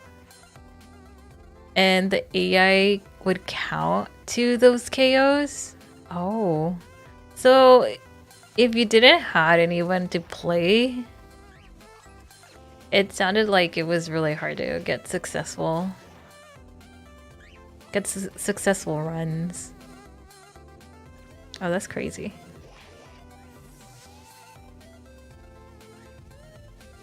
It wasn't even the tree itself. A lot of people just looking for something to complain about after hearing the national dex got it removed. Yeah.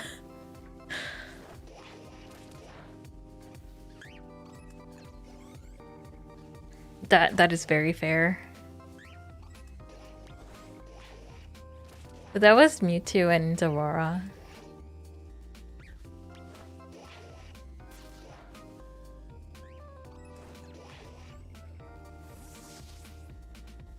And the 100 raids were impossible. But that was only the Mewtwo and the Zorora raid. Was the Mewtwo shiny? I remember they had a shiny Zorora. You're just bouncing around randomly. Found you? What's cracking? Other than eggies. We're cracking these little guys, these little Jangmo-O guys. Trying to see if we can get the sweetheart. But we're getting a lot of sour ones. What is my... What is Golduck even?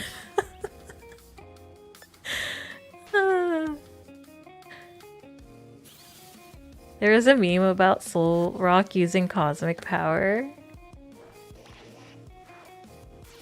The AI used boosting moves a lot instead of attacking the shield.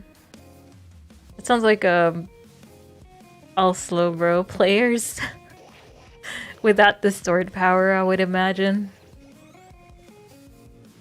Which is rough.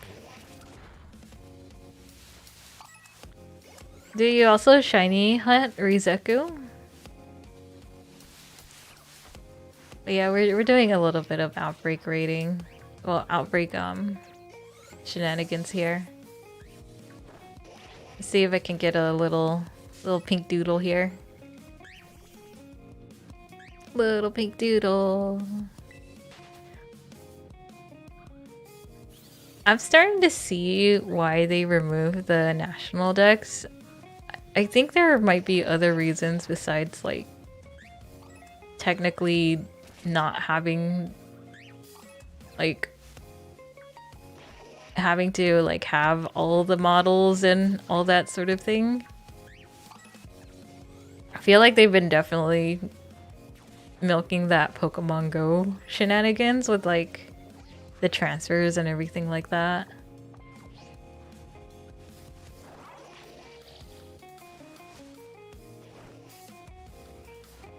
You're debating to go back to Shiny Hunt for Cresselia? If you can get your friend to play DAs with you in Sword and Shield? Ooh. That sounds like a good method too. To Shiny Hunt. What are the odds to Shiny Hunt a specific legendary though?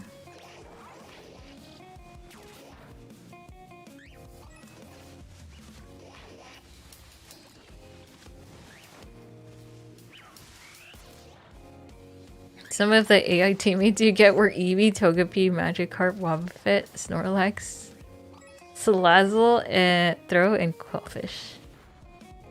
I would imagine everybody would pray for Snorlax. I don't know about all the other options. That sounds rough.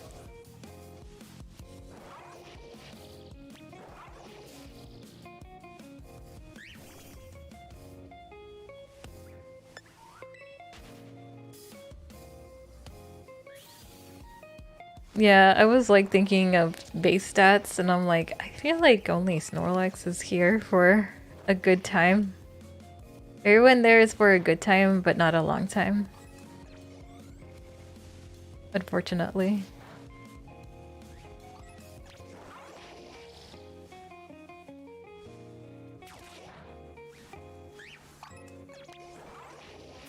Crown Tundra added one with Aggron and Tyrantum, which are also good.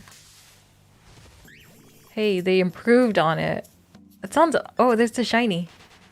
Let's see if it has a mark. No, it doesn't have a mark. Oh well. It's a shiny still.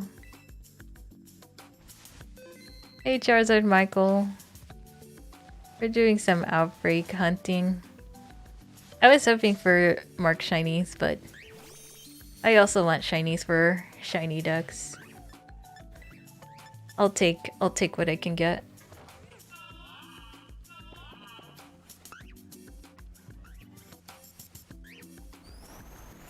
Thanks for having me. Oh yeah, no problem, no problem. Thank you for stopping by. You do look like a lemonade dragon. Dang. I kind of want this guy as a slushie. I could use a slushie. Sounds like a good time. Yeah, I do have water though.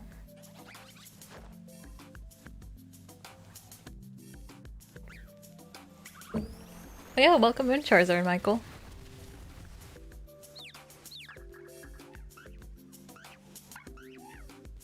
Pretty pink heart. Pretty pink heart.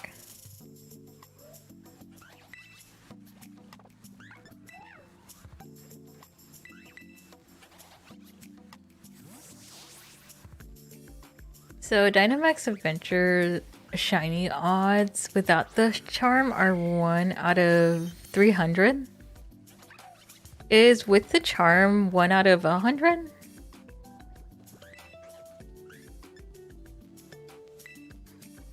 Okay.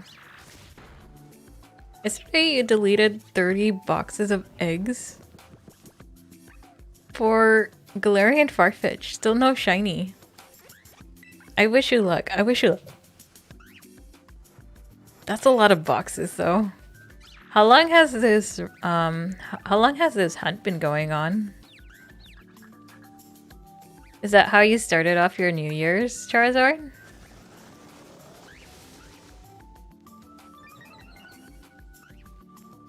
Oh, hello there. It's trying to act tough.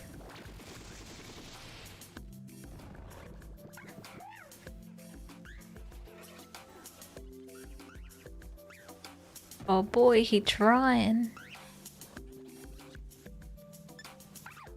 All right.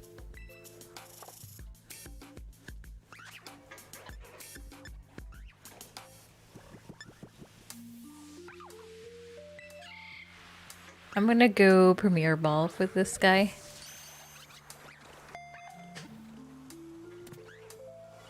Good, good.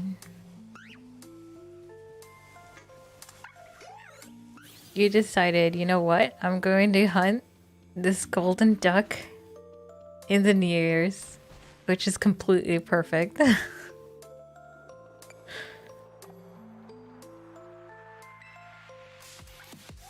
Galarian Shiny Farfetch looks like the same when you evolve, but it's a golden shiny. Ooh, that sounds exciting. Gold shinies are good. I like them.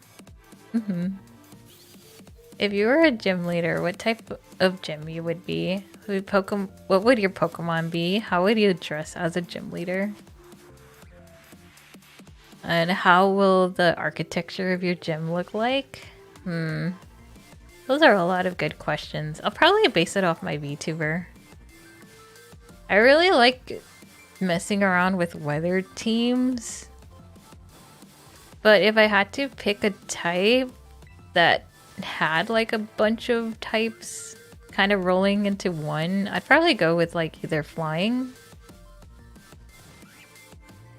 Or we could do like a like a sun team with Walking Wake included. Walking Wake would probably be my ace. And the outfit, it'll probably be similar to what I'm, well, without the scarf, I guess. I'll probably try to make a outfit inspired by what team I end up getting. And let's see, architecture probably akin to like floaty crystal-y ruin architecture kind of thing, kind of like fantasy, like yeah, very fantasy-esque.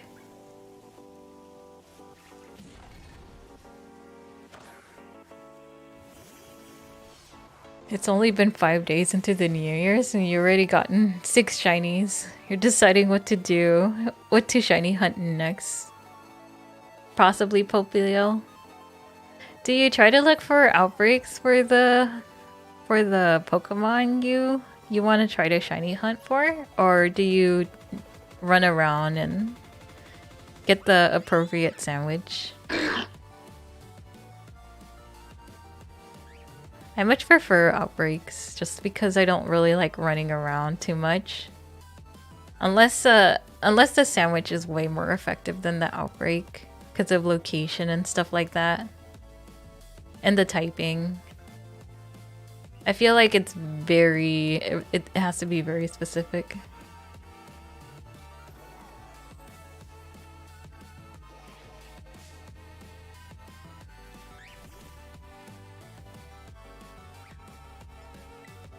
So if you were a gym leader, it would be a fighting fire type with a dojo-esque kind of thing going on. And modern American Japanese. Oh, that sounds really fun. I have no clue how the furniture is gonna look like. I want to say I know the colors are gonna be pastel if I end up going. If I'm going to do a gym leader room.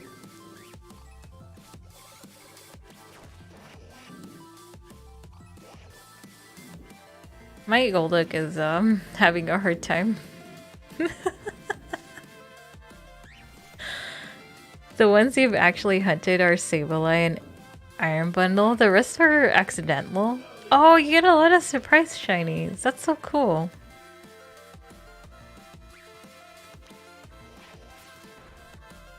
I think I've been tunnel visioning so hard that a lot of the shinies that do spawn when I'm not shiny hunting end up being either missed or passed on. I feel like that's more likely for me to do.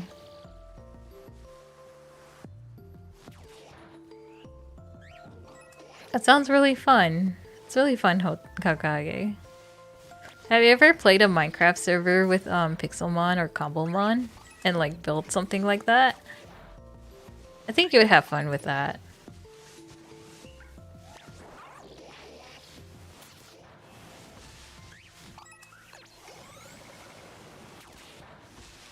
What is... Okay.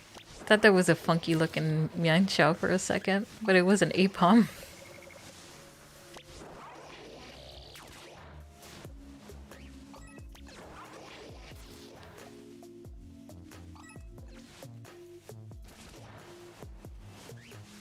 Speaking of decorating, I really wish that Animal Crossing and Pokemon crossover or something. That'd be so fun. Although, I'm gonna kiss my time goodbye. If it does happen.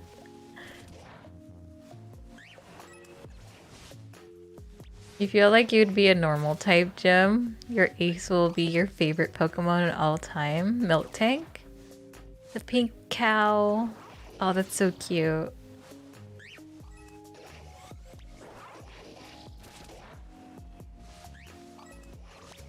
Do you prefer the shiny or the regular Miltank? Because their colors change drastically.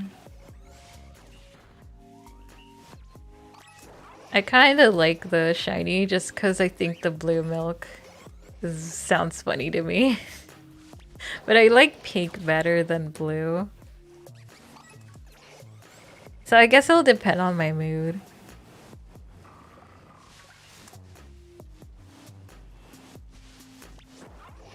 It's like, okay, it's more rare. Okay, this outbreak's been detonated.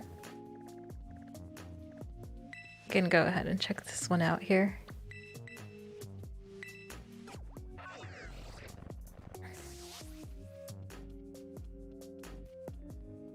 Obviously, the Pokemon battlefield will have a tatami floor. Let's go. I feel like I went super weeb on Animal Crossing, so a lot of tatami flooring was definitely a thing when I was playing through that game.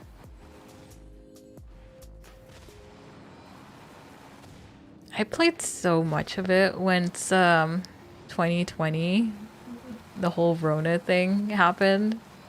It was really crazy. Trying to get the game was like, they were already practicing like social distancing, and when we got to the store, it was so windy too. It was a very windy March.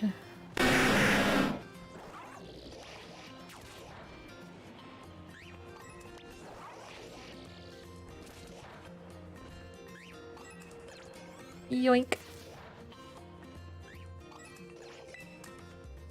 If you guys found soda pop in the floor, would you drink it?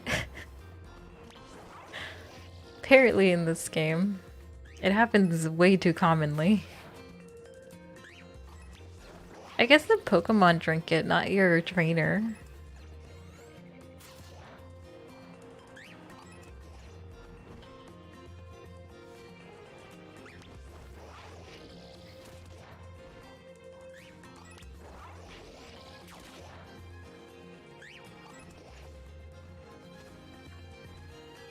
You'd actually make more of a normal fairy gym. That way you can use a Whimsicott. Oh, Whimsicott's so fluffy.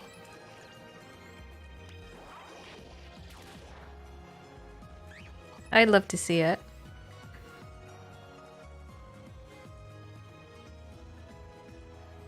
I'm really happy that Whimsicott ended up popping into the game.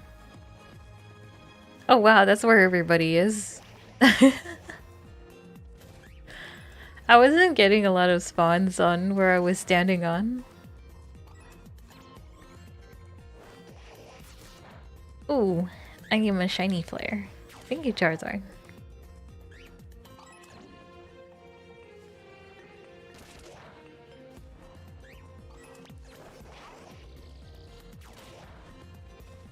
You actually thought of something. How come Leon had never evolved a Galarian Farfetch on his team? It does add in the theme Sword and Shield. I have no clue why he wouldn't. Maybe it was like Ash and Pikachu? He's actually swole Ash? Hello from a very tiny mint Pikachu who is no bigger than the palm of a hand. Oh, welcome in, Minty Shoe. Are you also shiny hunting? Did Pikachu shiny hunt? That's another good question. The tiny Pikachus. I'm looking for another pink Jagmo. We'll see how lucky we get on this one. Oop.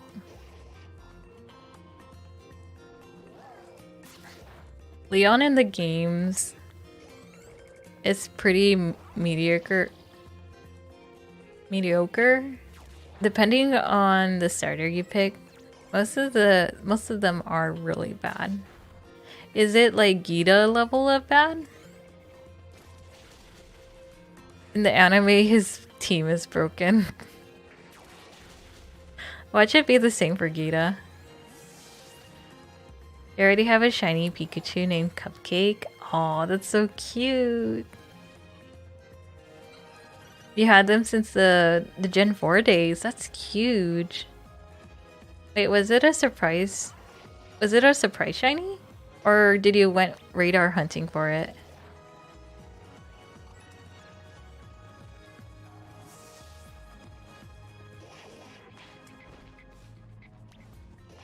You love Leon, but Rhyperior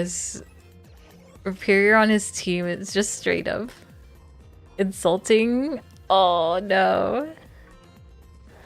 I think if Leon had Terra on Rhyperior, it might have went somewhere. It's still very slow though. But Rhyperior does have the ability to dish out a lot of damage.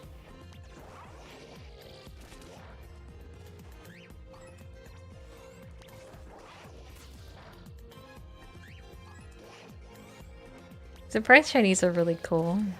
I'm glad to hear it.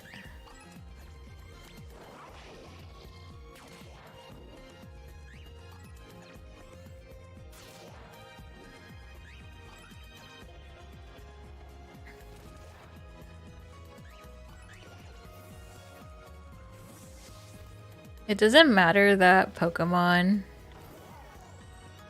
you can't outspeed this battle, then you get trashed.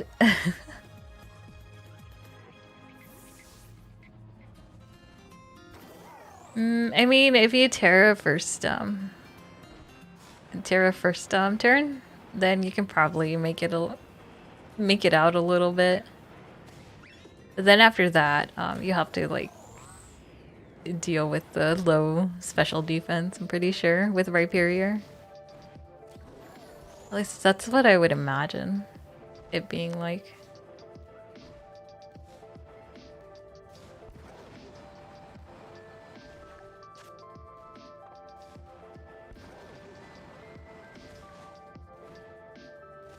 Do I do sandwich with this? I feel like there's not a lot of them spawning.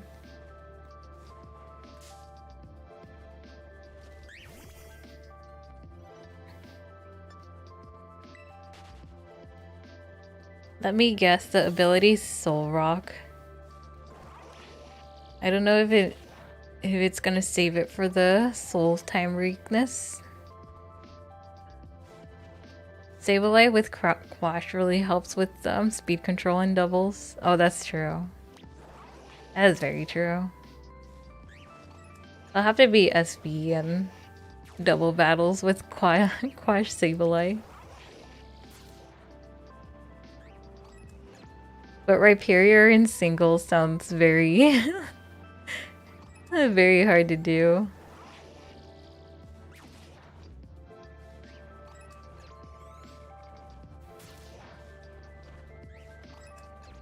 Poor Rhyperior.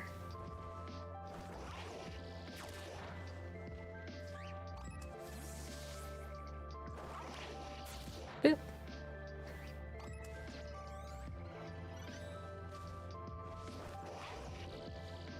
Is that how they sound? I didn't realize the cry. They sound really cute.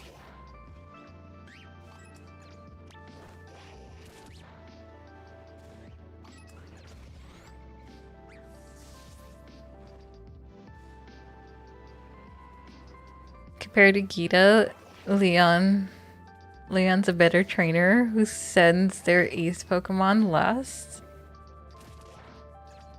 Oh, that's fair. So they're not like way under the water.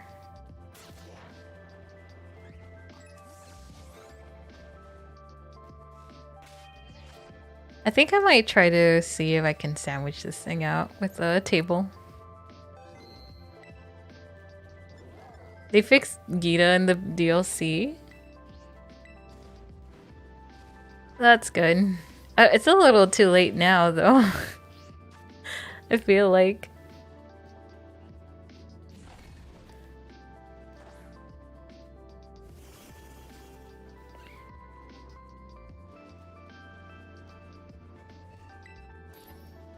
That's hilarious, though. At least they knew there was a problem.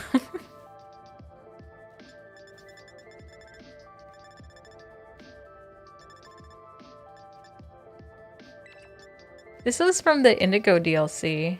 It wasn't Teal Mask, is it?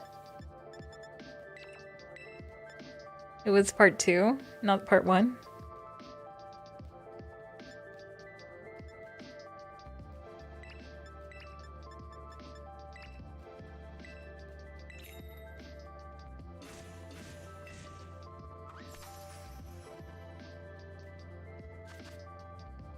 Avocado, avocado. Bo -bo -bo -bo -bo. Bo -bo -bo -bo -bo.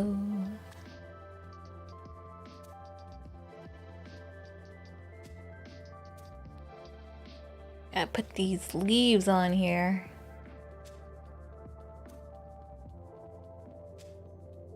And the bread's on. Boop.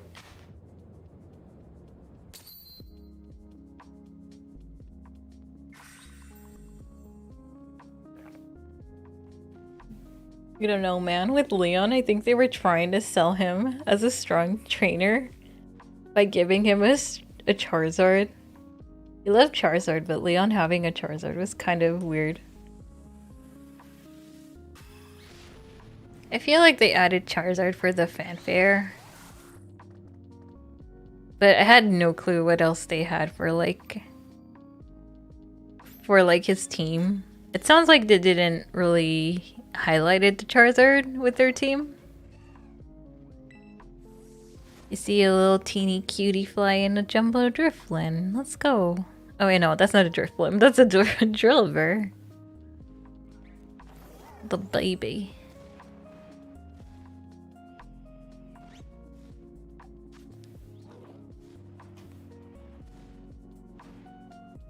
I got so lucky in the Halloween outbreaks. I'm so sad I'm not getting that lucky. The mark shinies came in so easy. I was so spoiled. I was so spoiled.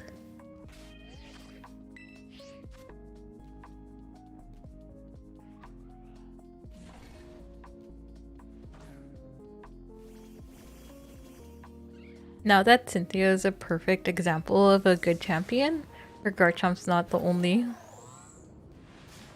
coverage move. Yeah, Garchomp was very scary in Gen 4. Like when it first debuted, it became very, very... The Flabébé outbreak spoiled us.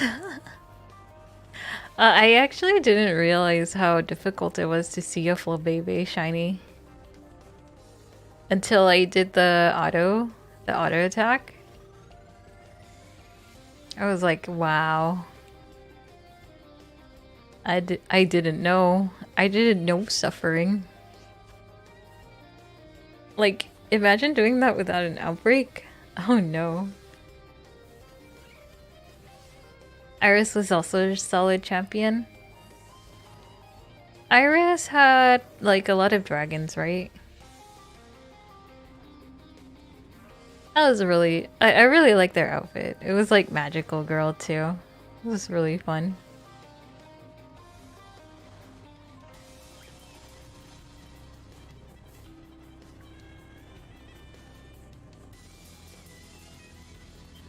I feel like the strongest champions you ever gave you a hard time was Steven and Cynthia.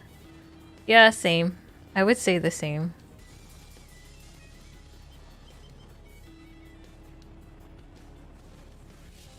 I think I had even more losses against Cynthia. I didn't know how to deal with a few of Steven's Pokemon, but I would brute force it eventually. I really don't know how I went, like how I even like went through it though. I don't remember that much.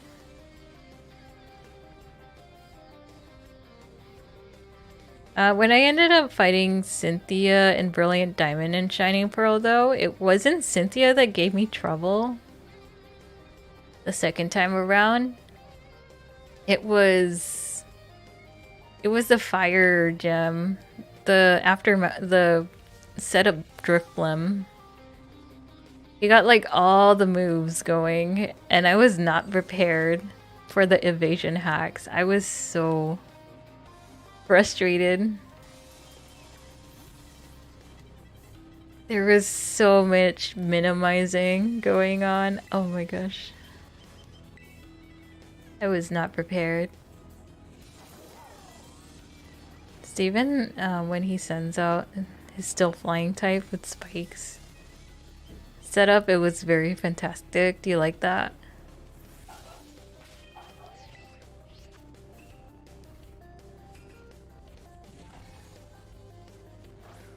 Oh yeah, the dragons were a huge thing in Gen 5 because that was before fairy types. That's true.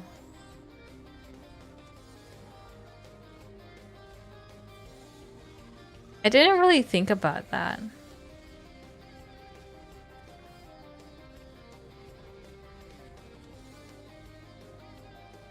I am curious on what kind of team I ended up going for that. Because I don't have the slightest idea.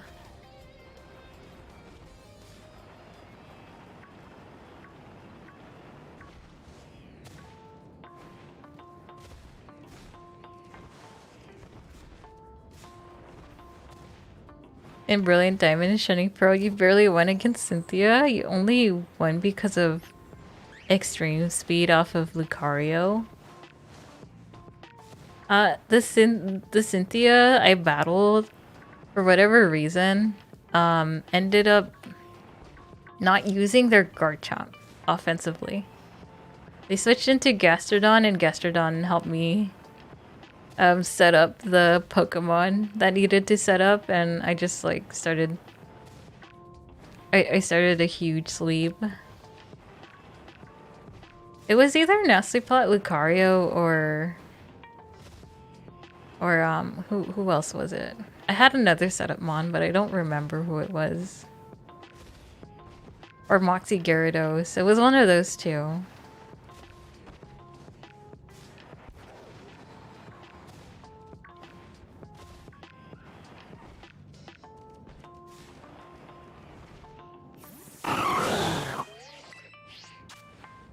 We have Cynthia with her Spiritomb and Leon with his Age. With his Age of Slash. Steven with his Bird Steel perfect Pokemon. Scarberry was definitely a vibe.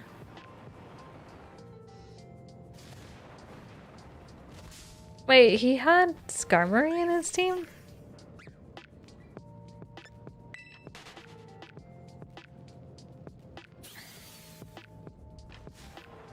He had the Metagross. I do remember that. Unless we're talking about Aurus.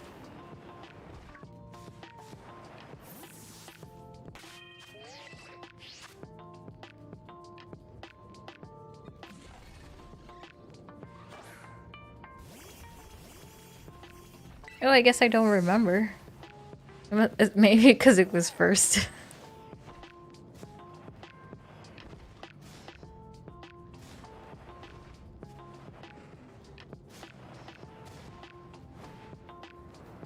You did not have a balanced team when you were going through Brilliant Diamond and Shining Pearl. You're using all the starters from Sinnoh, the Garchomp, the Lucario, and Metagross. That's a really cool team. I like the look of it. It's really cool. All the cool aesthetics.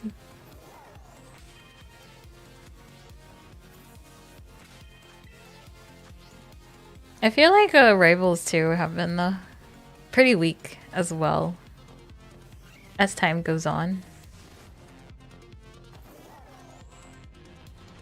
I had a lot of comedic moments with Nimona, but fighting against them wasn't really too memorable outside of the music.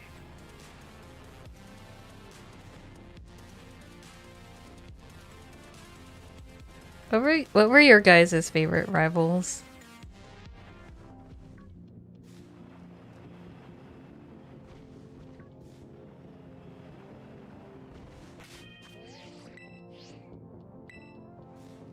I'd say Ramona was the first solid rival in a while.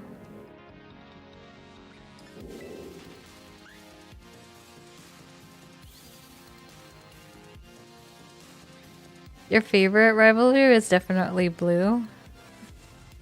Oh yeah. Yeah, fighting against Blue was pretty scary.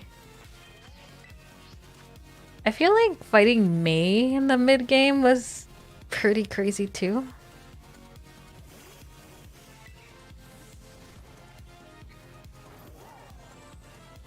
I did struggle a little bit on against Arvin's fights though in Scarlet and Violet. He did have a lot more of a like, oh, I actually care about this guy vibe.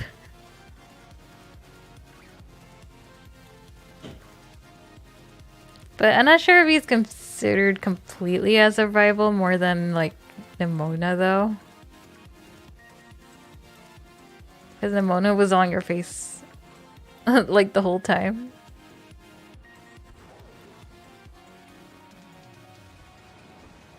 Paul? Paul was so mean. I don't know if I could put Paul as my favorite. Was there even a reason why he was so, like, cutthroat? I was like, oh my gosh, he's destroying his Chimchar. That's so sad. I'm not sure if he was even, like, opposite. He was just, like, really, really mean. Oh my gosh.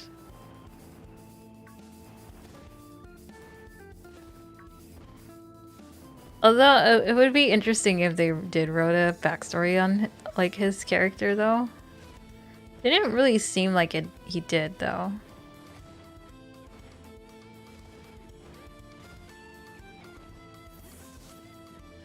Because if he was just mean for no reason, then it's like,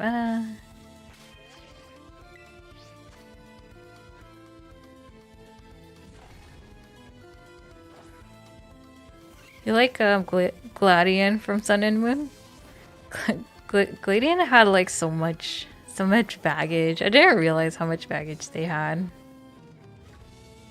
I think that's like the only thing that I enjoyed about Sun and Moon, just like how the family dynamic in that was super crazy, bonkers. So I'm like, okay. But I felt like there was a lot of weird, like, oh, why is this art lady here? I only enjoyed like a few cherry picks here and there for Sun and Moon. That was definitely one of them.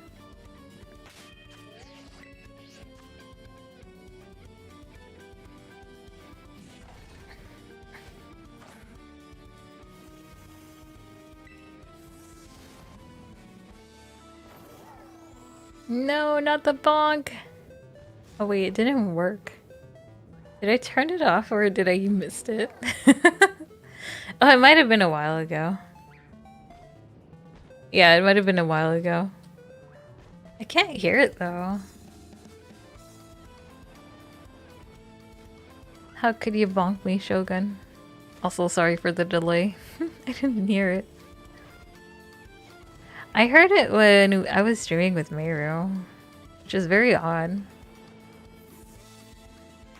Because that was literally yesterday.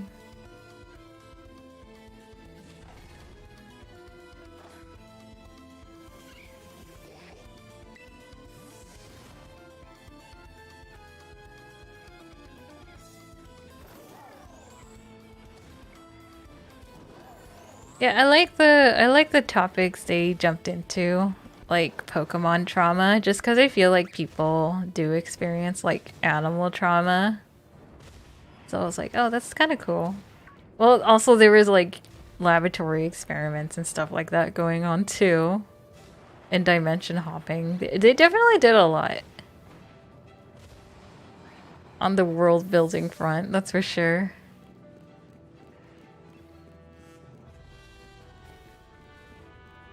I did hear the Ultra Necrozma fight being really crazy. I never got to experience it. I think the closest thing I got to even tampering with that kind of stuff was because of fan games. But it was a completely different interpretation because they ended up making it into an event map instead.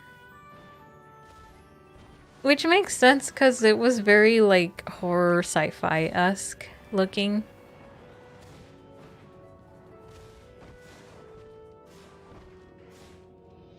And they did make that battle as hard as the vanilla games, so I think that's like my only kind of experience, but not really original. And thank you for the shiny flare redeem too.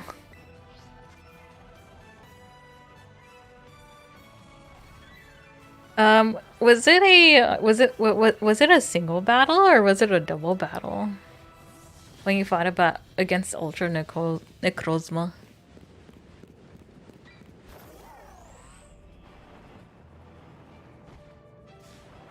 I have a temptation to fight him so badly.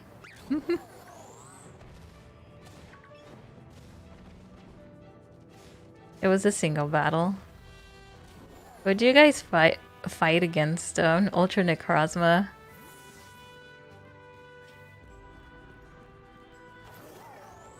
His type, how does his type even work? Is it like type null situation? Or 'cause I actually don't know too much about like any of the stats and moves for that Pokemon. Given how little time I spent with the generation he debuted in. When you fight the first one, it'll be like 47. Then it jumps to 60 and it gets an Omni boost. So everything is boosted up by one stage or more than one. That's pretty crazy.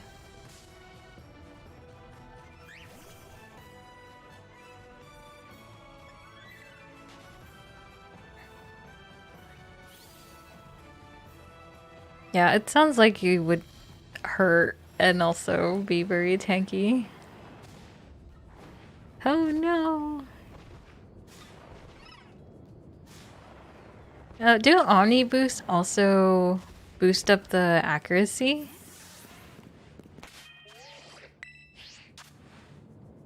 Because I feel like even like with the accuracy boost, it'll make a lot of the hard-hitting moves like 100% unless it's like beyond that. Okay, no. That's good. Same as ancient power. Ancient powder. Right into smoothies. Well, that's pretty cool. I'm glad to hear there was some really fun endgame stuff. When it transforms, it becomes a dragon psychic? Okay.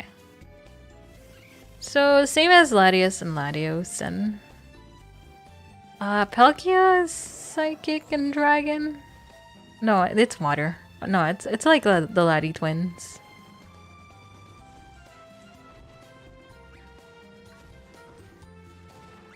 It was already fast with the +1, and it outspeeds the competitive Pokemon. Oh, that's crazy.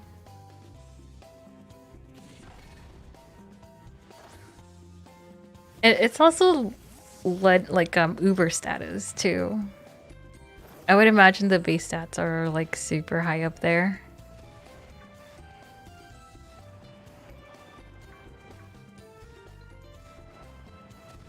It goes to a level beyond. Oh no.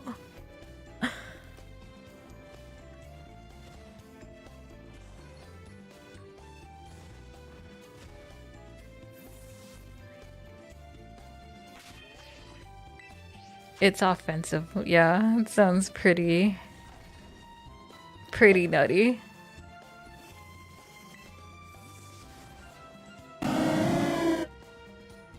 It's faster, but it's weaker than Mega Rayquaza. We don't have Mega Rayquaza.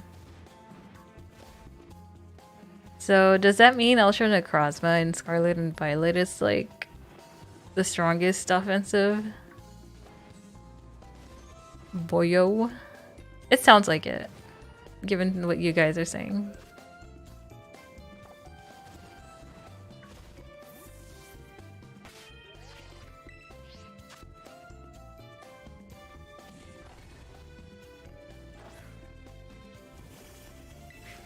$167 attack and 129 speed. Yeah, that sounds like a monster.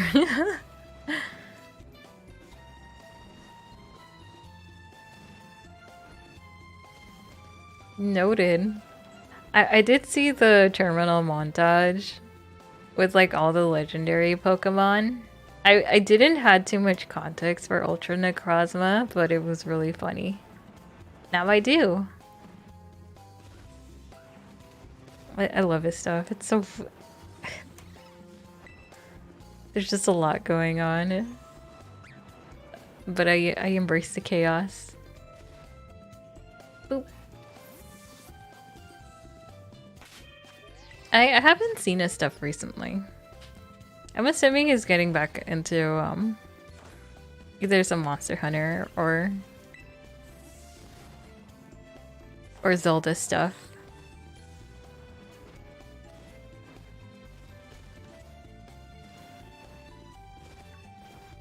You beat it by putting on a focus sash on Arbok, using Haze and switching Blissey with the 2 Roto Boost and used Ice Beam into 2-shot. Oh, that's a crazy setup. That's super smart. Oh my gosh.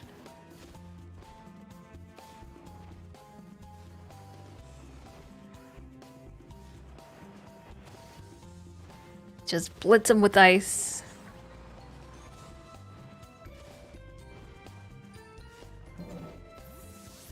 Just the same way.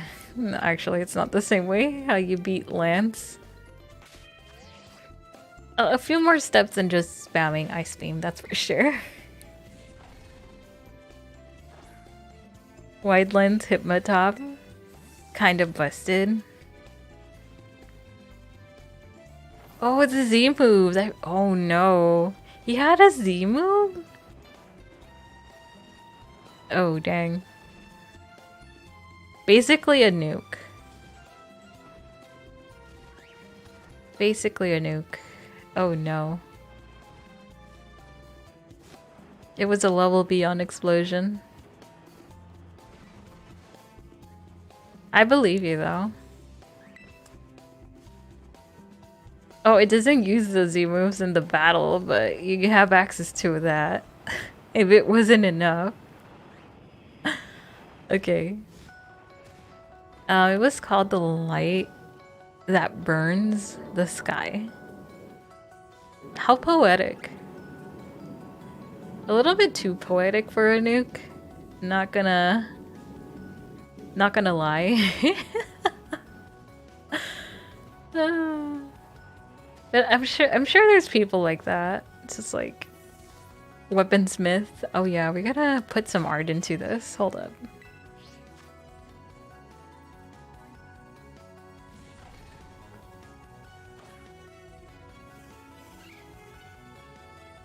It throws a Dragon Pulse, Photon Geyser.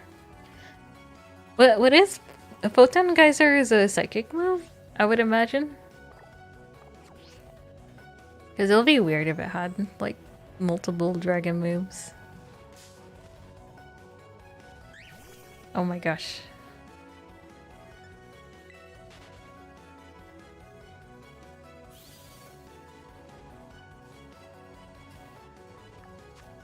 Alright, I got 6 more mins. 6 more minutos. Image of Stitch. Hi. Loki, hello. Welcome in. I got all these little lizard friends here. But I'm looking for the pink one. Oh, I'm trying to look for another pink one. Hope it gets a little special medal. Well, it is pink. It is the rarest of rares. Let me see if I can showcase the little medal. It doesn't seem like any of them are carrying it though. Yeah, what the heck? What gives?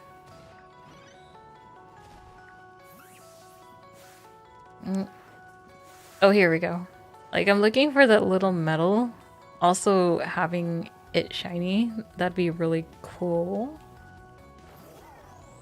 I don't think it's a must-have, but it'll be nice to just find one for Dura and Jugmo.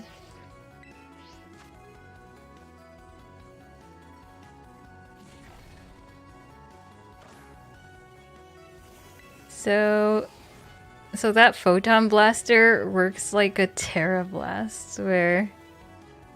Oh, okay. That's crazy. Ultra N just shoots lights of balls on the opponent and explodes like a supernova. And just your everyday nuke stuff, yeah. I love the creativity of people making their own champion team. Some are really good. Yeah, I would imagine the fan base is starving for a lot of character remakes. I even like the art stuff of it too.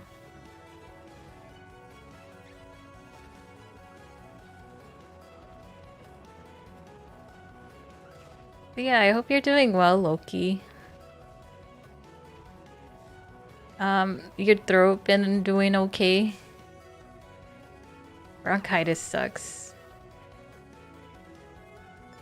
10 out of 10 will not do again.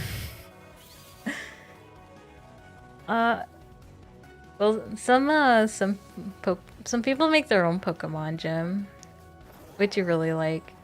That's good.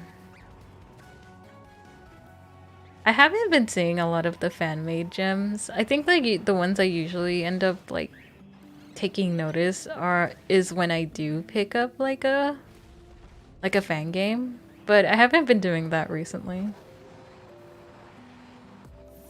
You have been banned from from talking for a bit, so not so well, Rip. I was chugging so much hot liquid when I had my sinus infection. I haven't had bronchitis in a while though. I just know the amount of mucus was disgusting when I did had it. I was like, oh no, this isn't supposed to be humanly possible. I hate this.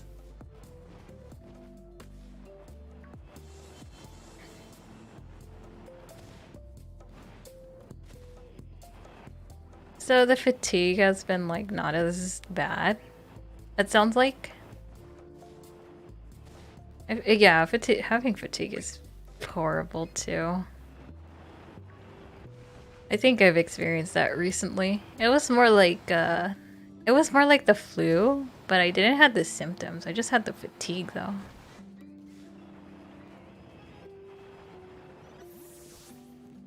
It was not a happy camper.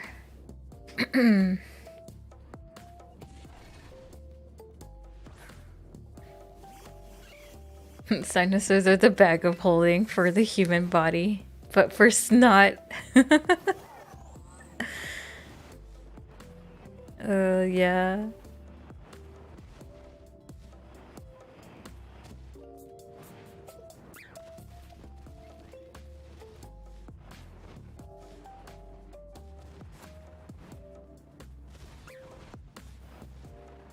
Yeah, I don't think the sandwich is gonna let up either. We got a minute in on this boyo.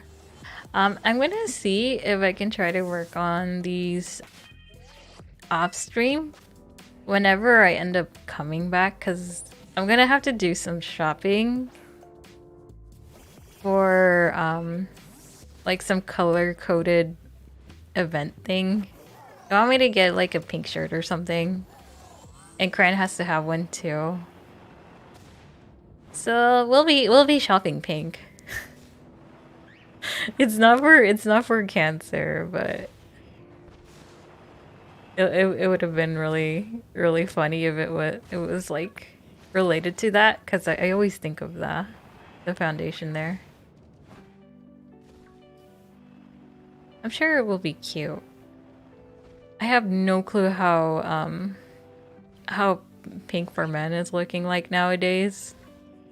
Last time I got a pink shirt from Cran, it was like a kind of it felt like one of those like YOLO shirts with the flamingo, and it had like California in bold letters. But I think we're gonna look for something more simpler.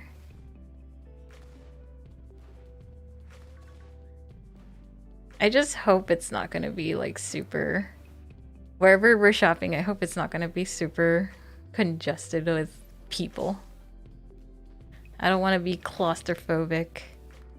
We're beyond the holidays, so I'm hoping it's not gonna be as bad.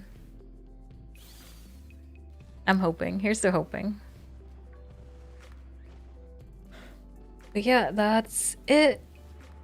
That is the day. We did some shopping. I need to do some stretches. I'm planning on farming some what's it called? BBQ points with viewers the next time. It doesn't really matter if I end up not getting the mark or anything. Yesterday, so I'll definitely go in on the online mode. I'm like, okay, I given it the good college try for these shinies. As far as raid, let's see who's online actually. Let's go check it out.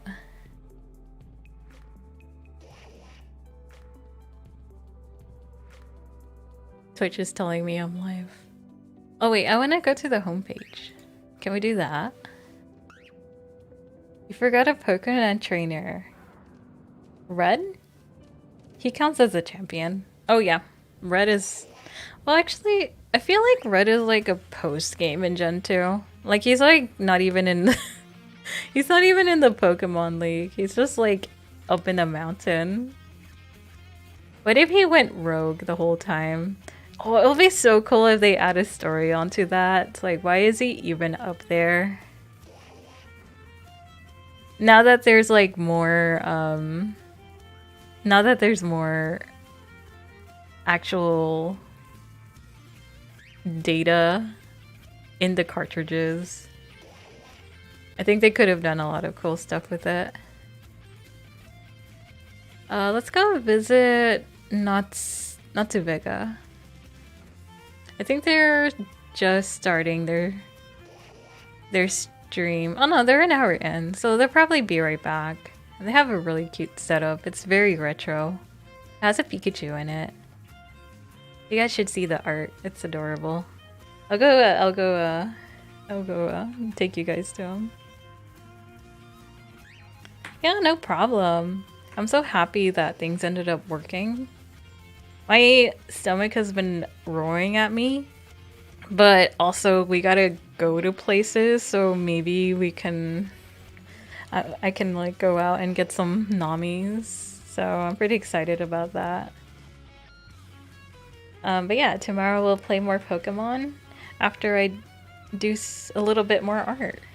An hour of art, always pretty good. I have to show Cran what we ended up witnessing there. He hasn't seen it yet. He was asleep, so I'm pretty excited. But yeah, good talk, everybody. I learned so much more about Sword No, Sword and Shield and Ultra Necrozma. I was not expecting that. I am curious on actually opening up Showdown just to see what Ultra Necrozma does, even though I don't have him. I'm like, gosh, if they did a raid, it's gonna destroy everything. All right, later, flare out.